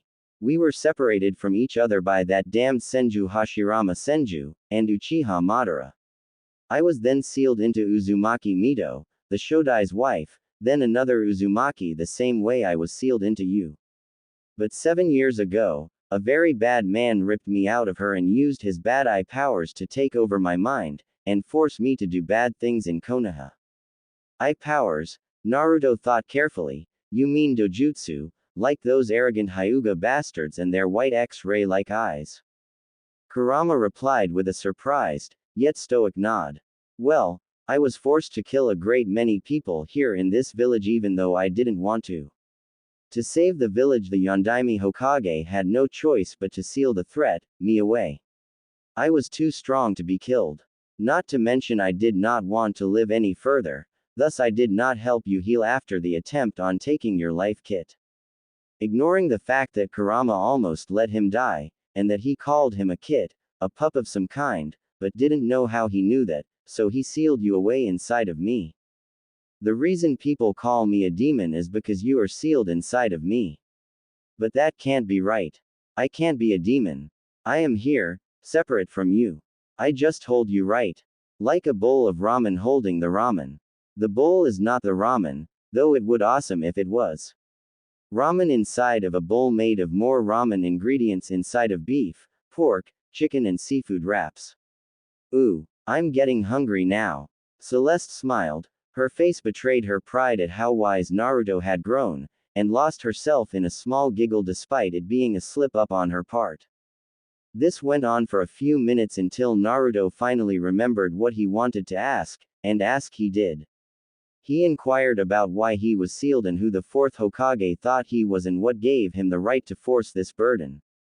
Naruto froze when he saw a knowing face on Celeste and realized as he asked, "That sob was my father. The Yondaime." Celeste wanted to laugh, but instead gave Naruto a chastising glare to which the 7-year-old immediately grew quiet. Though amusing, it seemed that this little one needed some lessons in manners. She nodded to Naruto and Kurama to continue their discussion. Naruto carefully said, "I guess it's not your fault that you are sealed in me. Neither of us asked for this. I'm so sorry you were imprisoned," Naruto said as tears freely flowed. Naruto's words touched the cold heart of the Kyuubi no Yoko as he replied, "I am sorry I have caused you such turmoil. I am an old soul, and will not change overnight, but I am willing to try to work with you if you are willing to forgive me. I am set in my ways, and the darkness in my heart will take time to heal, but heal it shall with your help. Otherwise, I shall ask Celeste-sama to remove my consciousness, but allow you to keep all of my powers. That is my promise to you, Uzumaki Naruto." Without wasting a moment, Naruto walked over to the slightly larger than human-sized fox and held out his fist.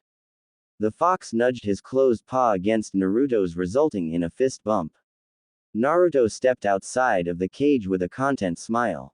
Kurama began to grow to his normal size again, but with a much calmer aura about him. Naruto walked back over to Celeste, who waited patiently for him. As he made his way to her, his face scrunched up into one of a boy about to be drowned by sadness. Celeste wrapped Naruto in her arms and said, "I know you want to know more about your parents, but are you sure you are ready, Naruto? I might be better if you wait until you are a little older, and a little wiser." Naruto shook his head. This was the first time he would have some closure. He had a feeling that all of this was just an elaborate dream, but he would ride it out as long as he could before being forced back into the hell that was his world. Full of living nightmares, the hateful stares, and the occasional drunk who slapped him around. What Naruto didn't realize was that Celeste heard his concerns and touched a finger to his heart. It glowed red for but a second before she explained. "That dear boy is proof of life. Proof that none of what has happened here is a dream." And behold, Celeste called forth a mirror out of the very shadows which showed Naruto in an ice bath with doctors and now Hiruzen around him, gripping the counter behind him. Naruto's tears freely flowed. Not tears of anguish, but of joy. He was even allowed to hear a little of what was said. He hated that the old man hid things from him, and wanted to hate him for it, but he could not after hearing that the old man sent 4 of his best shinobi after what he figured was a monster who had the power to heal him. "Gigi," Naruto said silently. The old man perked up as he saw Naruto's hand move. Naruto's semi-subconscious woke him just enough to say, his eyes still sealed shut, "I know what you did for me, old man. I will rejoin you soon. I can't die yet anyway. I want that hat," Naruto's soft voice stated. The old man looked to Tsunade, who only shook her head in amazement that the young child had enough strength in that freezing water to say anything without stuttering badly despite his fever only slightly letting up. "You know what, Naruto? I might just give you this hat if you prove to be as strong as I think you are. One day," the old man replied with a small tear. Naruto smiled as his mind rested and he was fully back at Celeste's side. Naruto looked at his savior again and asked, "So yeah, about my parents?" He slyly tried. Celeste nodded and started, "I had a chat with your parents. One in paradise, the other who serves my father now, the Shinigami. But have no fear. They are allowed to occasionally see each other. This is the story of a love between 2 great warriors. One, a beautiful red-haired girl from Uzugakure no Sato, the village hidden by whirlpools. The other, the handsome golden-haired boy of Konohagakure no Sato, and how the two were not really that close. The girl even considered him weak and unworthy of her time when she first arrived in Konoha. But that was only the beginning. My mom was from another village," Naruto asked excitedly. "That she was Little Prince. She was to be the heir to the Uzumaki clan, the ruling body of Uzu before its fall," she explained sadly. Flashback. Nearly 20 years passed. Konoha Shinobi Academy. This is Uzumaki Kushina. She's new here. She hails from Uzu no Kuni, an ally to the leaf. Many of you may have wondered why we have the spiral on the back of the Chunin and Jonin vest. That spiral is the symbol of our unbreakable bond with Uzushigakure no Sato, the instructor informed the attentive children. Kushina stepped forward and bowed as she introduced herself. "Greetings. I am Uzumaki Kushina. As you all have heard, I am from Uzu no Kuni.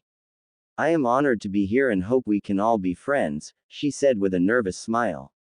"And I am going to be the first female Hokage," she proclaimed with an even bigger smile. That smile turned murderous when comments immediately started flying about concerning her bright red hair, round face, and how it didn't look natural. "Tomato," they called her. Kushina lashed out with impressive speed and struck the 4 mouthy boys who made fun of her. The instructor immediately took control again as he gripped Kushina's shoulder and quieted the class down as he didn't want the new girl's loud proclamation and fiery temper to get her hurt due to being ganged up on.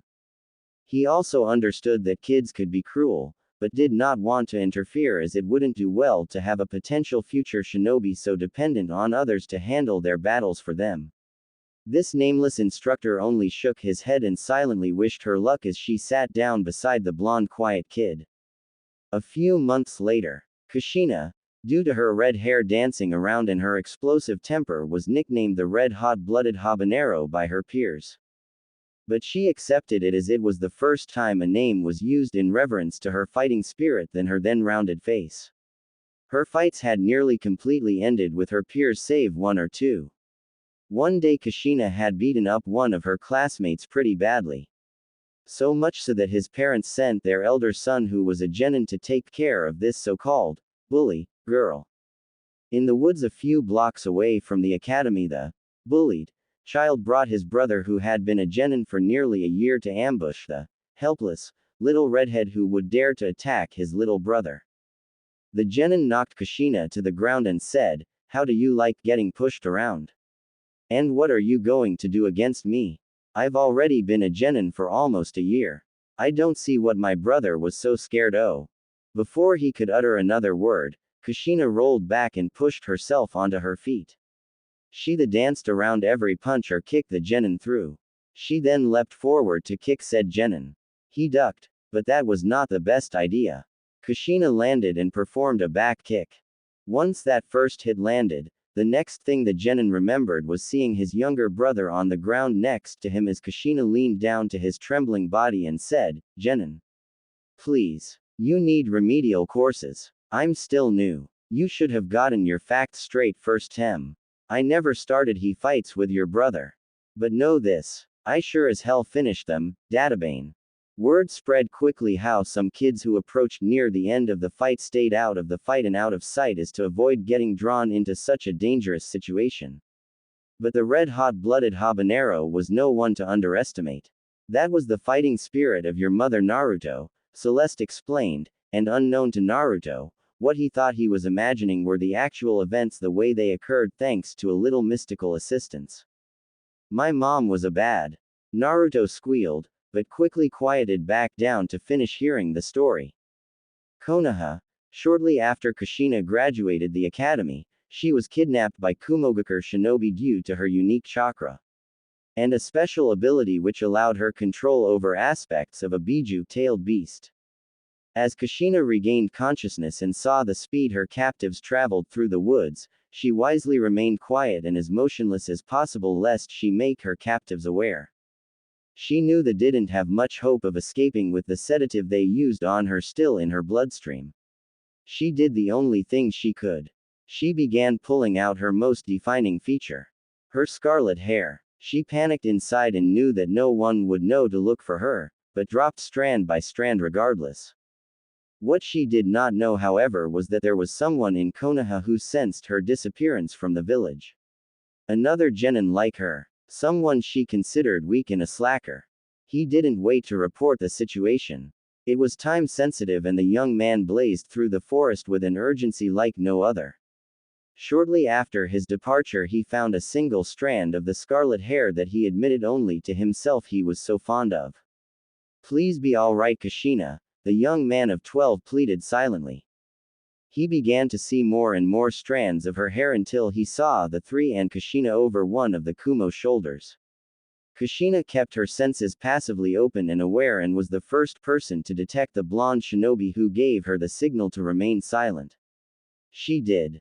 Like a flash, the young man raced in and used a single kunai to slice open the first man's neck who held Kushina. He caught her, and continued his attack. His speed was unreal as he sliced his enemy's stroke by bloody stroke. He kept Kushina's head turned toward his chest and ran as quickly as he could to get some distance before Kumo reinforcements arrived. Kushina's hero stopped for a momentary reprieve and allowed her to reclaim her footing. She looked into his eyes. No longer the weak boy did she see, but a man. Her gaze holding his, she asked, "How?" "I followed your beautiful red hair," he admitted freely. She tried to fight back the tears that were formed in her eyes. Her knees weakened and her bottom lip trembled before she jumped on him, pushing him to the ground and giving the surprised young blonde genin the kiss of his life. Before he could ask her why, she answered, "No one has ever complimented me on my hair before." "And so that is how your mother met your father, Naruto," Celeste boomed for effect, which caused the little one to laugh slightly. Celeste said, "It's almost time for you to get back to the ones who love you. I already saw the old man. You mean there's more? Naruto asked excitedly. I sensed 2 more people arrive with something called ramen, I think. Your body is refusing to stay asleep for us to finish talking. The food was made with love. Lots of it. I can feel it like waves even here inside of you. Oji Santuki and Ayame Ne-chan. Naruto bellowed. Kami-sama. Naruto asked with a touch of worry. I saw me in a tub of ice. Is there any way I don't have to wake up freezing, and half dead? I will help you with that, Naruto. You have nothing to concern yourself with there, but how did you know to ask such a question? She pondered, already knowing the answer. After seeing that glowing gem on your dress shine whatever that was on me, I gained knowledge, and wisdom, which is part of the reason I want to give the fur ball a chance. It wasn't his fault we were forced into these circumstances. Okay. I have a wisdom of the ages, but I am not omniscient like the elder generation of Celestials. But I do okay, I guess. I just wanted to make sure I didn't damage you or force you to grow up far too fast. After a moment of thought, Naruto said, I believe I have a mind of a 10 or 11-year-old. I can deal with that. It will help me speed up my shinobi training now that I am in the academy. Shinobi training, huh? Why would you want to do something so violent, Naruto? You know from the Kyuubi's attack that violence only begets more violence. The villagers verbally attack you, or ignore you. The rare ones even physically try to harm you. They try to keep their kids from befriending you. Why join such a corrupt system? Celeste was curious to know. And while she could hear his thoughts, and get the basics from his emotions, she wanted to hear it from him in a way only he could explain it. Well, after all of this that has happened, I want to make a change in Konoha. I don't want people to be treated badly because they are a little different. I want the weak to have a chance to stand tall beside the strong. I want to protect those who are not well educated enough to realize the difference between a container and its contents. For those reasons I wish to become the fire that blazes and creates a barrier of protection for my people. I will become their teacher. I will be their Hokage. Believe it. He palmed his face then said, I meant Dadbeo. Kurama could be heard cackling in the background. Shut up, you damn fox. The fox only laughed slightly louder. Celeste Ryu-sama placed Naruto down off of her lap again and said to Kurama, you and I will discuss your less severe punishment later, but discuss it we shall. Kurama noticed the change in tone immediately and nodded in understanding, even if Naruto didn't completely understand. Naruto, I approve of your wanting to help your village, and maybe you will succeed one day. Perhaps you will change the entirety of the world. But just start with your village, and I will check in on you every few years. I give you this as my promise of 10 lifetimes. Naruto's eyes again began to water as he knew this meant she was leaving soon, but before his first sob arrived, she placed her right hand out to the side and a magnificent long bow materialized along with a quiver filled with arrows before Naruto. He looked to her and she said, have no fear, young one. As long as any of those items are near you, part of me will always be at your side even if you can't hear me or see me. Will you accept my gift? Despite himself, he jumped into Celeste's arms with a huge smile and kissed her cheek. Her hardened demeanor again fell apart as she giggled a little and tickled Naruto for a few seconds. She again returned his hug and said, I give up. I guess you can call me Celeste Ne-sama when next you see me. Naruto smiled, and felt himself falling to sleep, unable to fight it off. The bow and arrows vanished into a seal which appeared on Naruto's right arm in the real world. Jiraiya, who just arrived, recognized the seal immediately and paled.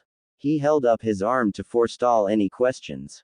He walked outside the door and sat in the emptied hallway, cross-legged, and soon summoned his adopted Ma and Pa Toad Sensei Shima and Fukusaku respectively and activated his incomplete sage mode the moment they arrived. Hiruzen, feeling a gigantic spike of power, stepped into the hallway as well. What's wrong, Jiraiya-kun? Shima asked her adopted son figure. Ma, I think Lady Celeste has shown herself on Earth after nearly 60 years. I believe Naruto may be the child of prophecy. Look at his arm. A protection seal Sarasuit. The most perfect version of that seal I have ever seen. If she has become Naruto's deity, and we have somehow pissed her off for not being there for him as much as we could have been. The hidden leaf is screwed. Then why did you go into sage mode, Jiraiya-kun? You know we can't help you if she is angered. She created the contract system with summons and allowed natural energy to be used by humans. Fukusaku warned. Jiraiya stood, and Hiruzen looked from the doorway between Tsunade, Shizune, Naruto, Jiraiya and the new tattoo inside. This was going to be a long night. Elsewhere in the village hidden in the leaves, "Coo coo coo, hee hee hee." Two voices chorused from the shadows.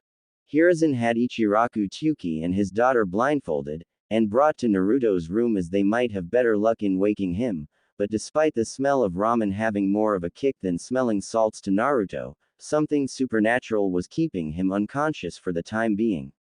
Tsunade made Ayame and Tsuki take the ramen away from Naruto's room as that was no food for a child who was in recovery anyway. I promise to bring you some tomorrow if you just wake up for me, Naruto-kun, Ayame prayed before they were blindfolded again. The Anbu blindfolded, Ayame left just enough room for her to see her way through it should she be so inclined. This Anbu knew of the Ichiraku's closeness with the boy. The two were soon led down to the front repaired doors to the hospital. Shortly thereafter Tsunade and Shizune were left exhausted and were assigned to get some rest in a couple of the spare rooms by the Hokage to recuperate after the long procedure which occurred shortly after Naruto's words to Hiruzen. The room was filled with silence as a new voice was heard which drew the Sandaime and Jiraiya back into the room. "Everyone, stand back please. I will be finishing the healing process on Naruto. Then we shall let him sleep. The grown-ups need to talk." Before the Sandaime could question this individual who appeared without him sensing her, Shisui arrived, having left Itachi to look over Sasuke. He stood firm beside his cage. Hiruzen didn't dare intervene. If he snatched Naruto away, he might accidentally kill the boy he just fought so hard to save. As soon as Fukusaku and Shima saw and felt the energy radiating off of the red-haired woman, they knelt in respect. "Hello Fukusaku-chan. It has been quite a long time, hasn't it?" the beautiful woman asked. "You mean you really did meet her? I thought you were full of snot bugs when you told me you met Sarasuit-sama." Celeste allowed a small smile as Pa reddened a bit, "That it has, my lady. May I present to you my wife Shima-chan, Jiraiya-chan of Konoha's Legendary 3, and a student of your most honored Gamma Senjutsu." Bo Yubaka. Ma bopped the back of Jiraiya's head and he immediately knelt to one knee. "This old-timer beside us is Sarutobi Hiruzen-chan, summoner of Enma of the great primate clan and Hokage, leader of this mighty village. May I ask why you have honored us with your presence?" "No, I don't care who she is. No one just waltzes into my village without invitation. Jiraiya, get up," Hiruzen commanded angrily. He almost lost his rule due to Danzo and the two elders Homura and Kaharu. He would not show weakness. Celeste. Eyes flashed purple but for a second before Jiraiya intervened. "Sensei," Jiraiya warned. "I say this out of respect for you and for the safety of the village. Shut the up and let her talk. You might be the professor, but you don't know everything. This is one of them." Celeste is a power that the sage of the six paths respected and knew of her 3 rules. 1. You get 3 chances. 1. You just lost. Her eyes flared and fortunately for us, she is giving us the other 2 chances it seems. This is no genjutsu. I am in sage mode and can sense it. Should she want to, she could wipe the hidden leaf off the map with but a wave of her hand. 2. If you want to lose Enma, then keep talking all that shit. She is the one who controls whether a contract is valid or not.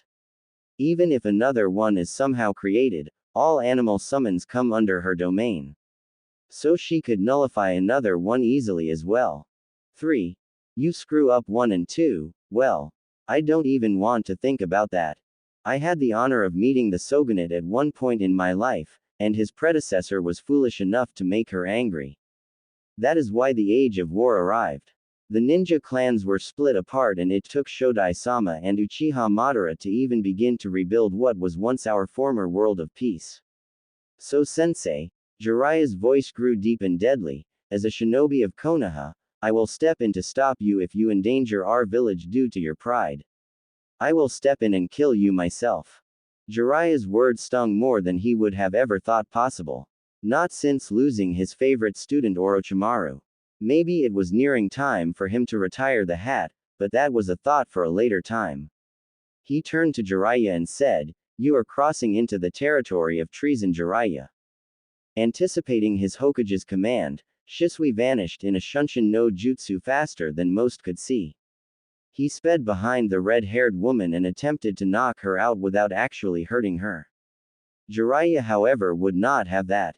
He managed, just barely, to flick a tiny sleeping potion Senbon at Shisui. It barely nicked his arm, but nick it did.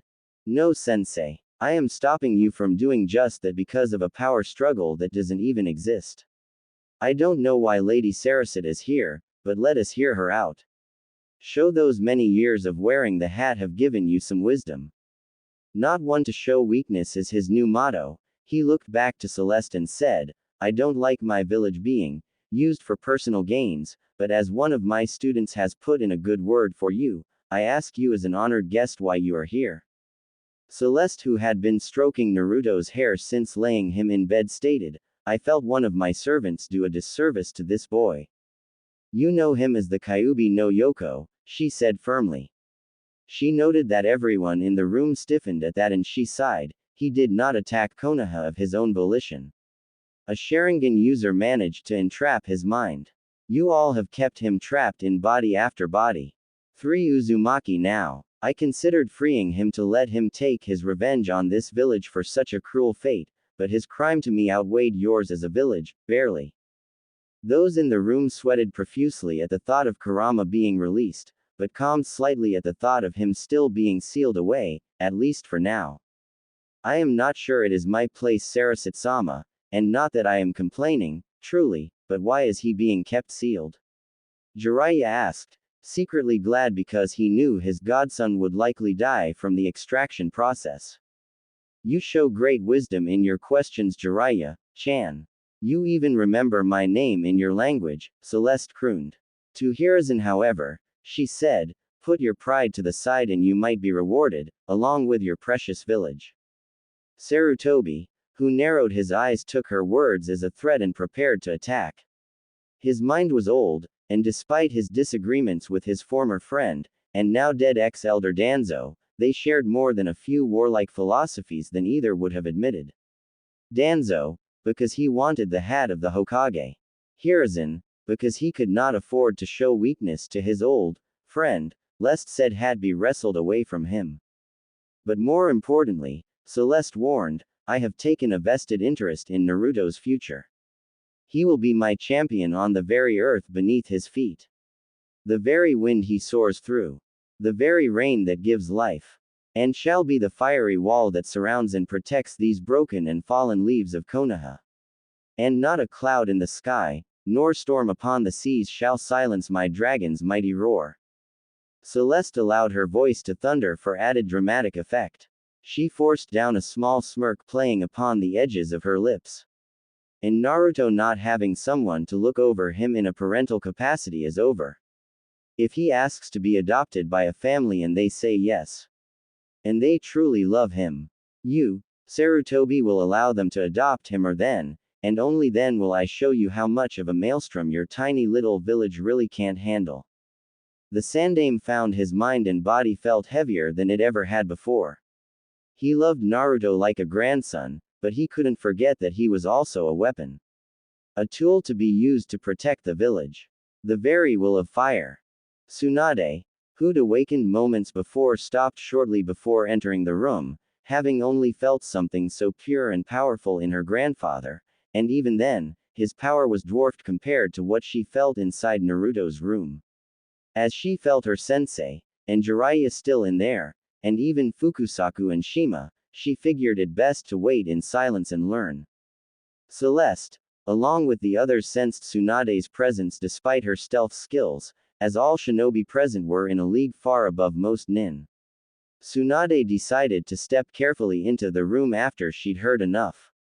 That deal was sealed when she felt a nearly minuscule flare of killer intent aimed at the guest. "Knock it off, sensei," Tsunade chided as she walked into the room. "Not every word someone says should be taken as a threat to Konoha. You're starting to act like that paranoid old war hawk. I know you are on edge after everything that's happened recently, but if this truly is in divine meeting and she is willing to gift Konoha and you with something special to protect Konoha, don't you think it wise to shut the hell up and listen?" Tsunade's words were surprisingly cold, yet calm. She herself knelt before Celeste in submission. This pleased Celeste. Celeste then said, "Tsunade, you bet against me. I should be offended, but not even I will mess with your gambling curse. You lose. I will not be harming your village, and your heart speaks to me of 2 loved ones lost. While I cannot, and would not dare go against my father, Yamamoto Shinigami, I can offer you these 2 things as a boon for your wisdom and hidden leadership skills." The room went quiet, almost as if those present were frozen in time. Tsunade let out a yelp as her ultra-powered henge was released, and her true skin was shown. Tsunade tried not to glare at Celeste, who didn't seem to care either way. But then something amazing happened. Tsunade's skin began to smooth. But it wasn't just a surface repair. Her very cells started to heal. Even her use of her seal of 100s damage to her body was being repaired. Tsunade was allowed to stand, and she looked in the mirror and knew that she was literally in her late teens to early 20s again, yet didn't feel as if she lost a touch of her training or power. Tears began to swell in her eyes. She was getting another chance at life. But Celeste wasn't done yet. 2 orbs appeared in front of Tsunade, who accepted them upon a nod from Celeste. "These are your spirit orbs. One for your brother Nawaki. The other for your lost lover Dan. These will allow you 4 hours speaking with them. You do not have to use them all at once. Just concentrate on one, and they will appear. But know that after those 4 hours are gone, they cannot be recovered. To end the communication, simply say, 'Till we meet again.'" Tsunade's eyes were red from the downpour of tears. Hiruzen, who was being quite resistant, stopped in realization that this being truly could wipe his village out without a second thought and opted to speak, very carefully, "Please forgive my brash attitude, Celeste-sama. I fear my old age has made me blind when it comes to the protection of my village and loved ones." Upon hearing his genuine words, Celeste smiled and said, "I am pleased at your change of heart. I can feel the death of many here recently. Innocent, some, but many who plan to bring destruction upon this place. I will soon be carrying their spirits off for judgment. I am pleased that it was not you who made that choice." Seeing the look of confusion on how she would know this, she answered crisply, "I am the daughter of a mighty Shinigami. I can feel death and how it happened as easily as if I saw it with my own eyes. That has gained you a little leniency from your brashness." She sighed. "Being here allows me to receive bits and pieces of the heart of a nation. This nation screams a nearly united mighty battle cry. A will of fire. And as such I grant it, your personal fire reforged to help it burn even brighter, and you 15 years of your fire's might back." Hiruzen's body, which ached daily, started to feel lighter. The tense muscles began to relax and even some of the wrinkles on his face vanished. He felt strength he never thought he'd feel again.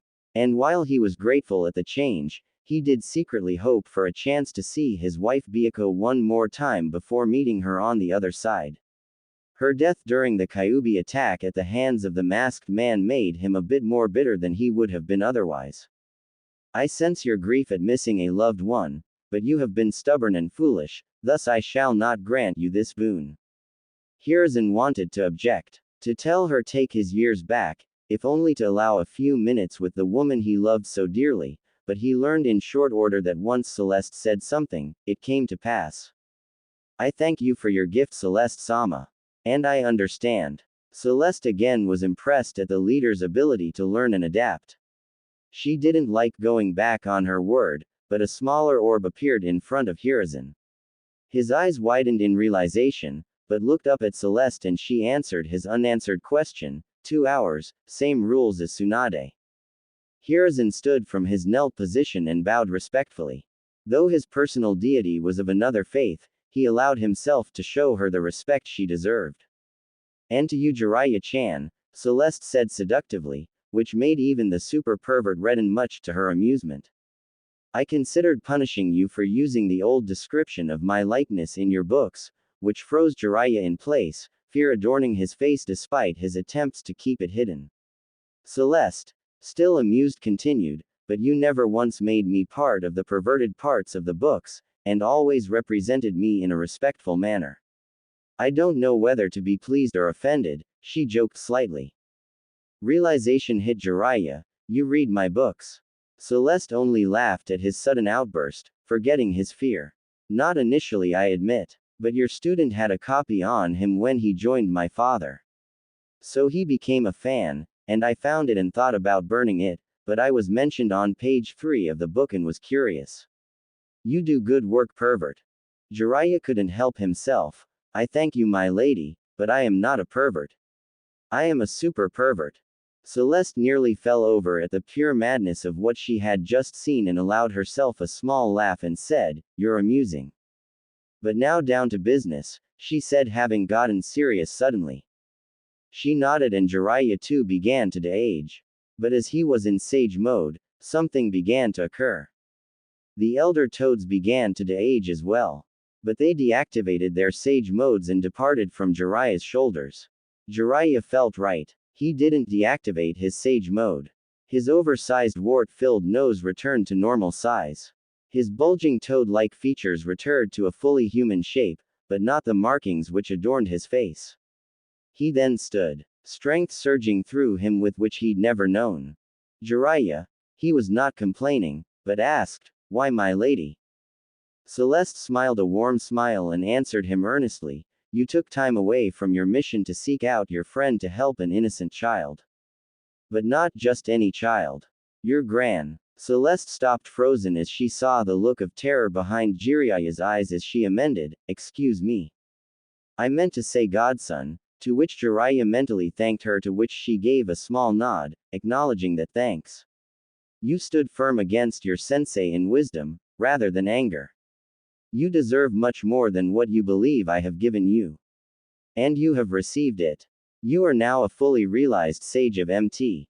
Myoboku with all of the powers that comes with. Only one other had been worthy of this gift.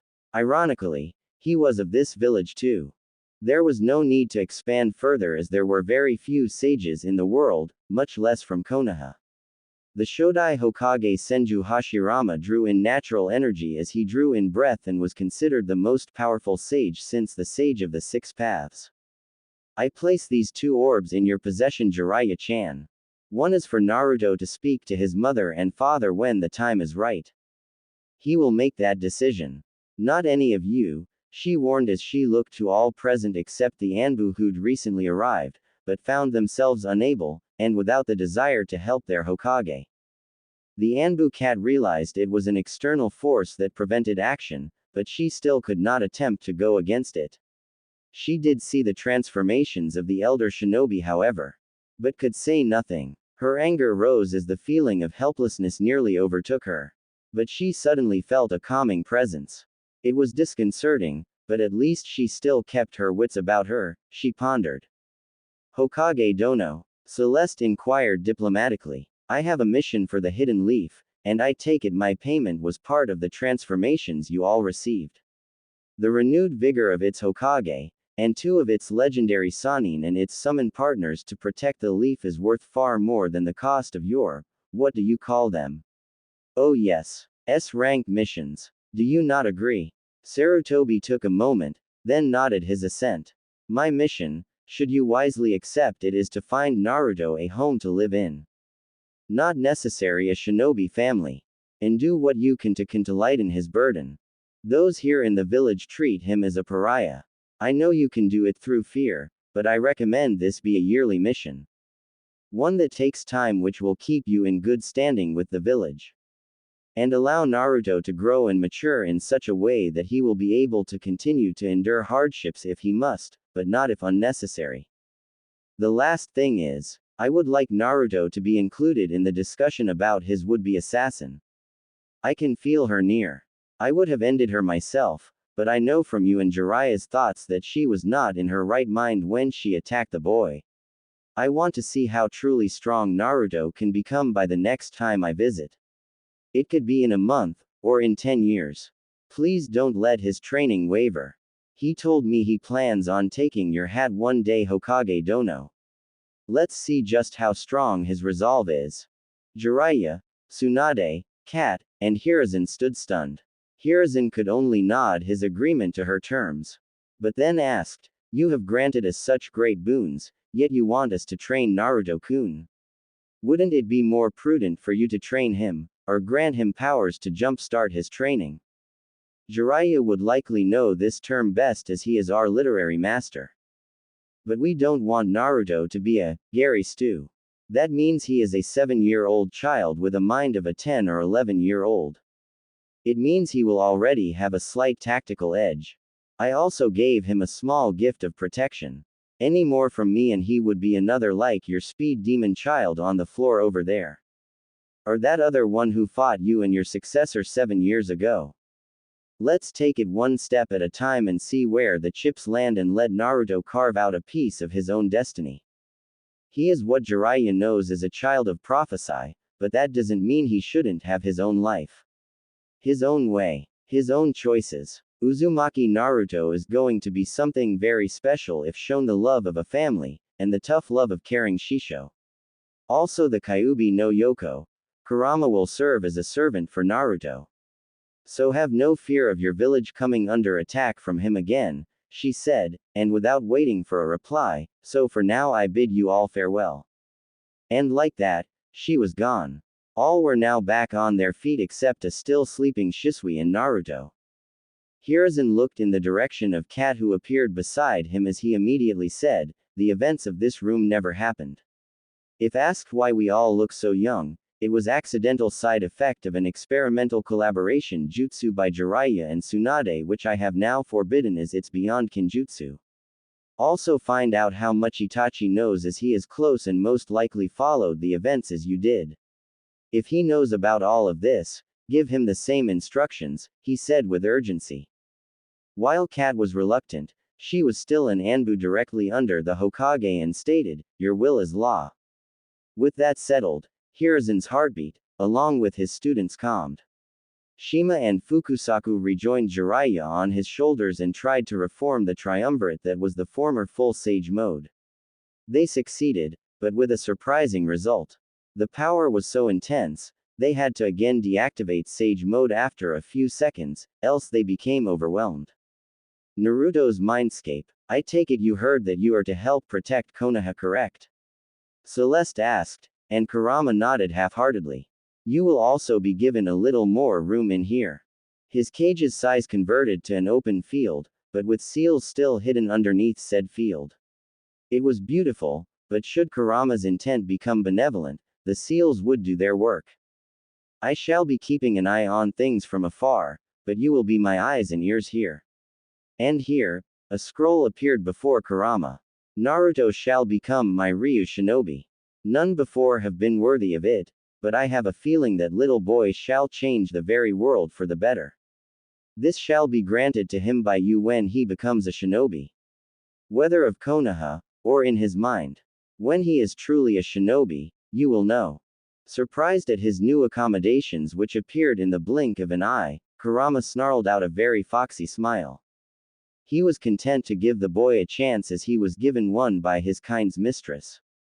Celeste then walked slowly away from Kurama. Each step with a slight transformation following until she was once again a massive dragon. With a mighty roar, her powerful legs bent, then propelled her high into the air where her wings carried her up higher and higher. She was carried beyond the confines of the inner sanctum of Naruto's mind to the great beyond. The place no mortal should ever know, while alive. The next day, Naruto's hospital room. Naruto's visitors being the only civilians to raise a fuss with the hospital staff, and the Anbu directly warned that they would not leave until making sure he was alright.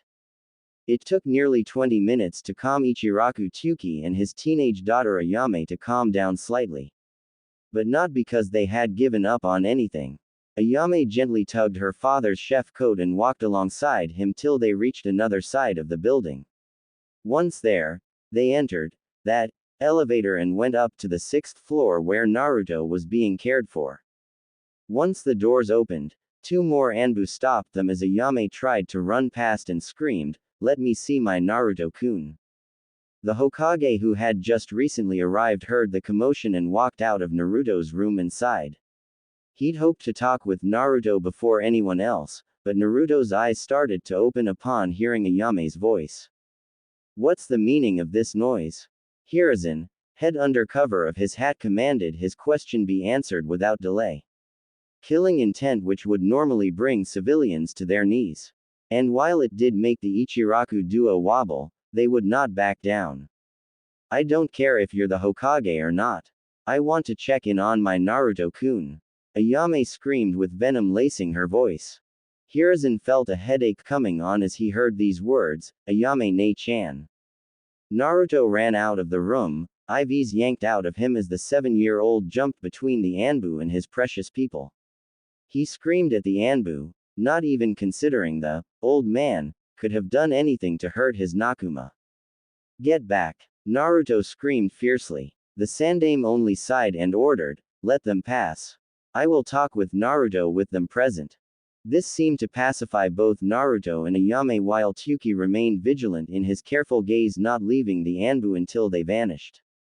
The moment they did, a slightly bloody Naruto, whose IV came undone, fell to his knees in pain. The adrenaline rush now faded. Before a nurse or doctor could be called, Naruto's new Tsurusa tattoo glowed green and his wounds sealed, and his pain faded very quickly. More quickly than it ever had before. Naruto stood up and shook off the slight disorientation. He looked at Ayame and Tsuki in expected anticipation of fear. Ayame ran over to him and grabbed him in a big hug, to which he returned in spades. Hiruzen didn't even sense the slightest chakra when Naruto's wounds healed. Tsuki looked to Hiruzen and said, "I don't care what those in the civilian and military councils say. I want to adopt Naruto. Effective immediately. He needs a family, and he's got one right here who loves him." The Hokage wanted to strangle him, as he already had the same idea, but didn't want to get the boy's hope up, as there were legalities which prevented that from happening. Naruto has family which appeared recently. They were on a long-term mission. His godfather Jiraiya, he has asked to take the boy in. Naruto, having heard this, screamed out, "No way in hell, old man. I have been here in this world for 7 years and have heard nothing about a godfather. Tsuki Oji-san and Ayame ne-chan have been by my side as much as you have. I will stay alone before I betray what they have done for me." Datbeo. While the Hokage wanted to smack Naruto back to reality, as he was only a child, he remembered that Naruto had the protection of a goddess. Angering her by ignoring her request would not go over well. So he opted to act more from a diplomatic standpoint. "I understand where you are coming from, Naruto, but you are still a child under my care as Hokage. I decide where you go. You'd do well to remember to show me the respect my position grants," he warned, and was pleased when Naruto noticeably paled. "Sorry, Oji-san. It's just that I will lay my life on the line to protect my precious people. I want that to one day extend to the rest of the village, which is part of the reason I want that hat one day. You obviously have found people who care about you, Naruto. But you should know that your godfather, the Sandaime, wisely opted to test, wavered through the swamps of the grasslands, the hills of the mountainside, and even the very volcanoes surrounding the land of fire, to ensure a doctor good enough was brought here to save you." Naruto took a moment to let all of what he was told set in. Instead of letting regret, or contempt toward his living relative hold him back, he answered simply, "I will forever be grateful that he chose to show himself in my time of greatest need, but he did leave me on my own for 7 years. I will give him a chance at friendship, and maybe one day we can be a family, but Tsuki Oji-san and Ayame-chan are already family. I was afraid of this, the Sandaime thought warily. I wanted Naruto with Jiraiya, or even Tsunade, which would have kept her bound close to the leaf. I could have these two eliminated, or just throw them out, but that would only make Naruto resentful and might slow up his training. Maybe even cause him to give up on the idea of being a shinobi, Hiruzen thought. While Sarutobi Hiruzen wasn't a bad or evil man per se, he was still a politician. And to top things off, he still had to worry about Naruto's new guardian deity popping in uninvited, though he was still grateful for what she did for him and his two remaining students. With a resigned sigh, he said to Tsuki, "How about hearing what young Master Uzumaki has to say?" Tsuki and Ayame looked at each other, then Ayame got on her knees, and held a hand out to Naruto, who eagerly grabbed it as she asked, "So what do you say, Ototo-kun?"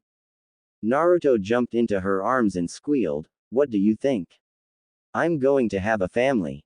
The Hokage took a deep breath and said, "Meet me in my office tomorrow morning at 8 a.m.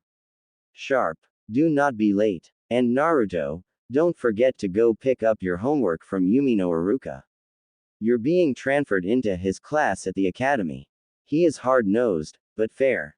Am I understood?" He asked them all. "Hi Oji-san. Hi Hokage-sama. Hi Hokage-sama."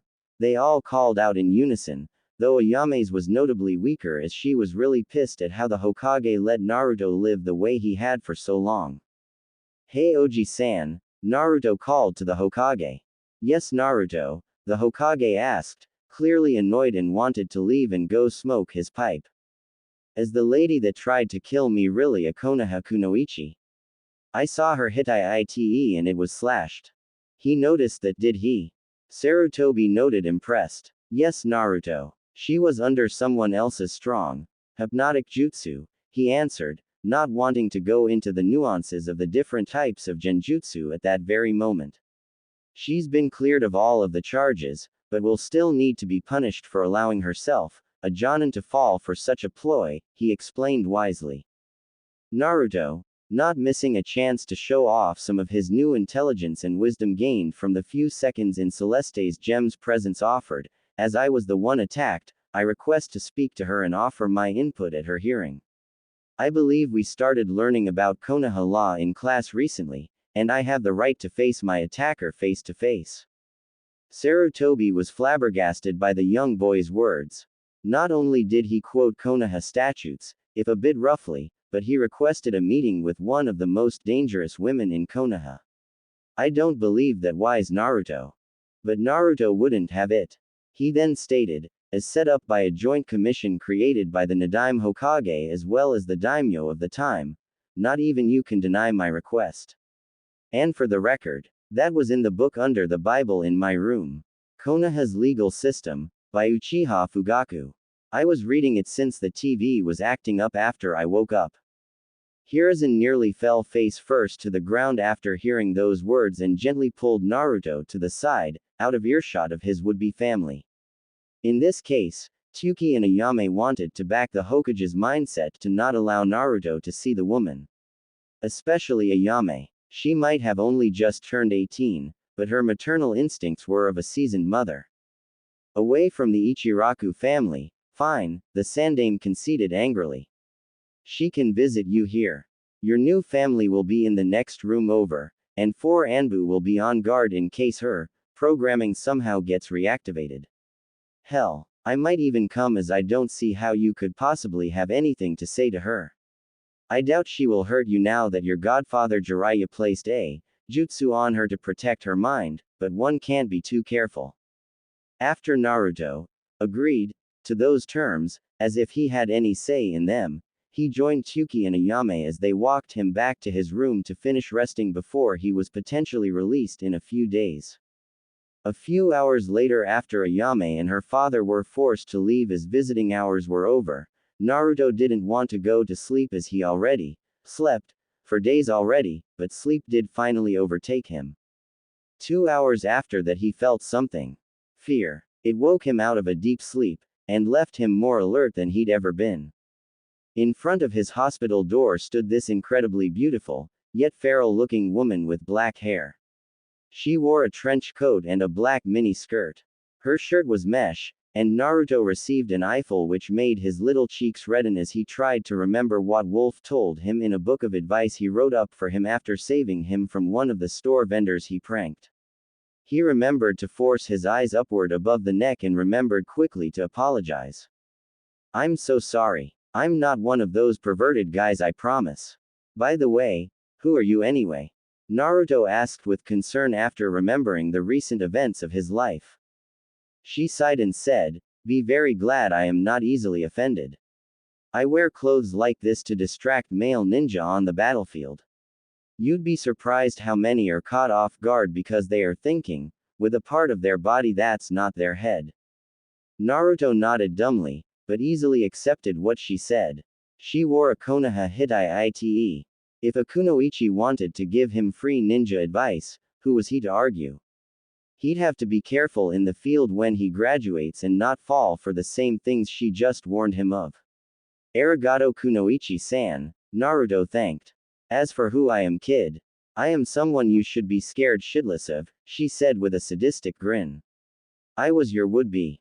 Mitarashi Anko.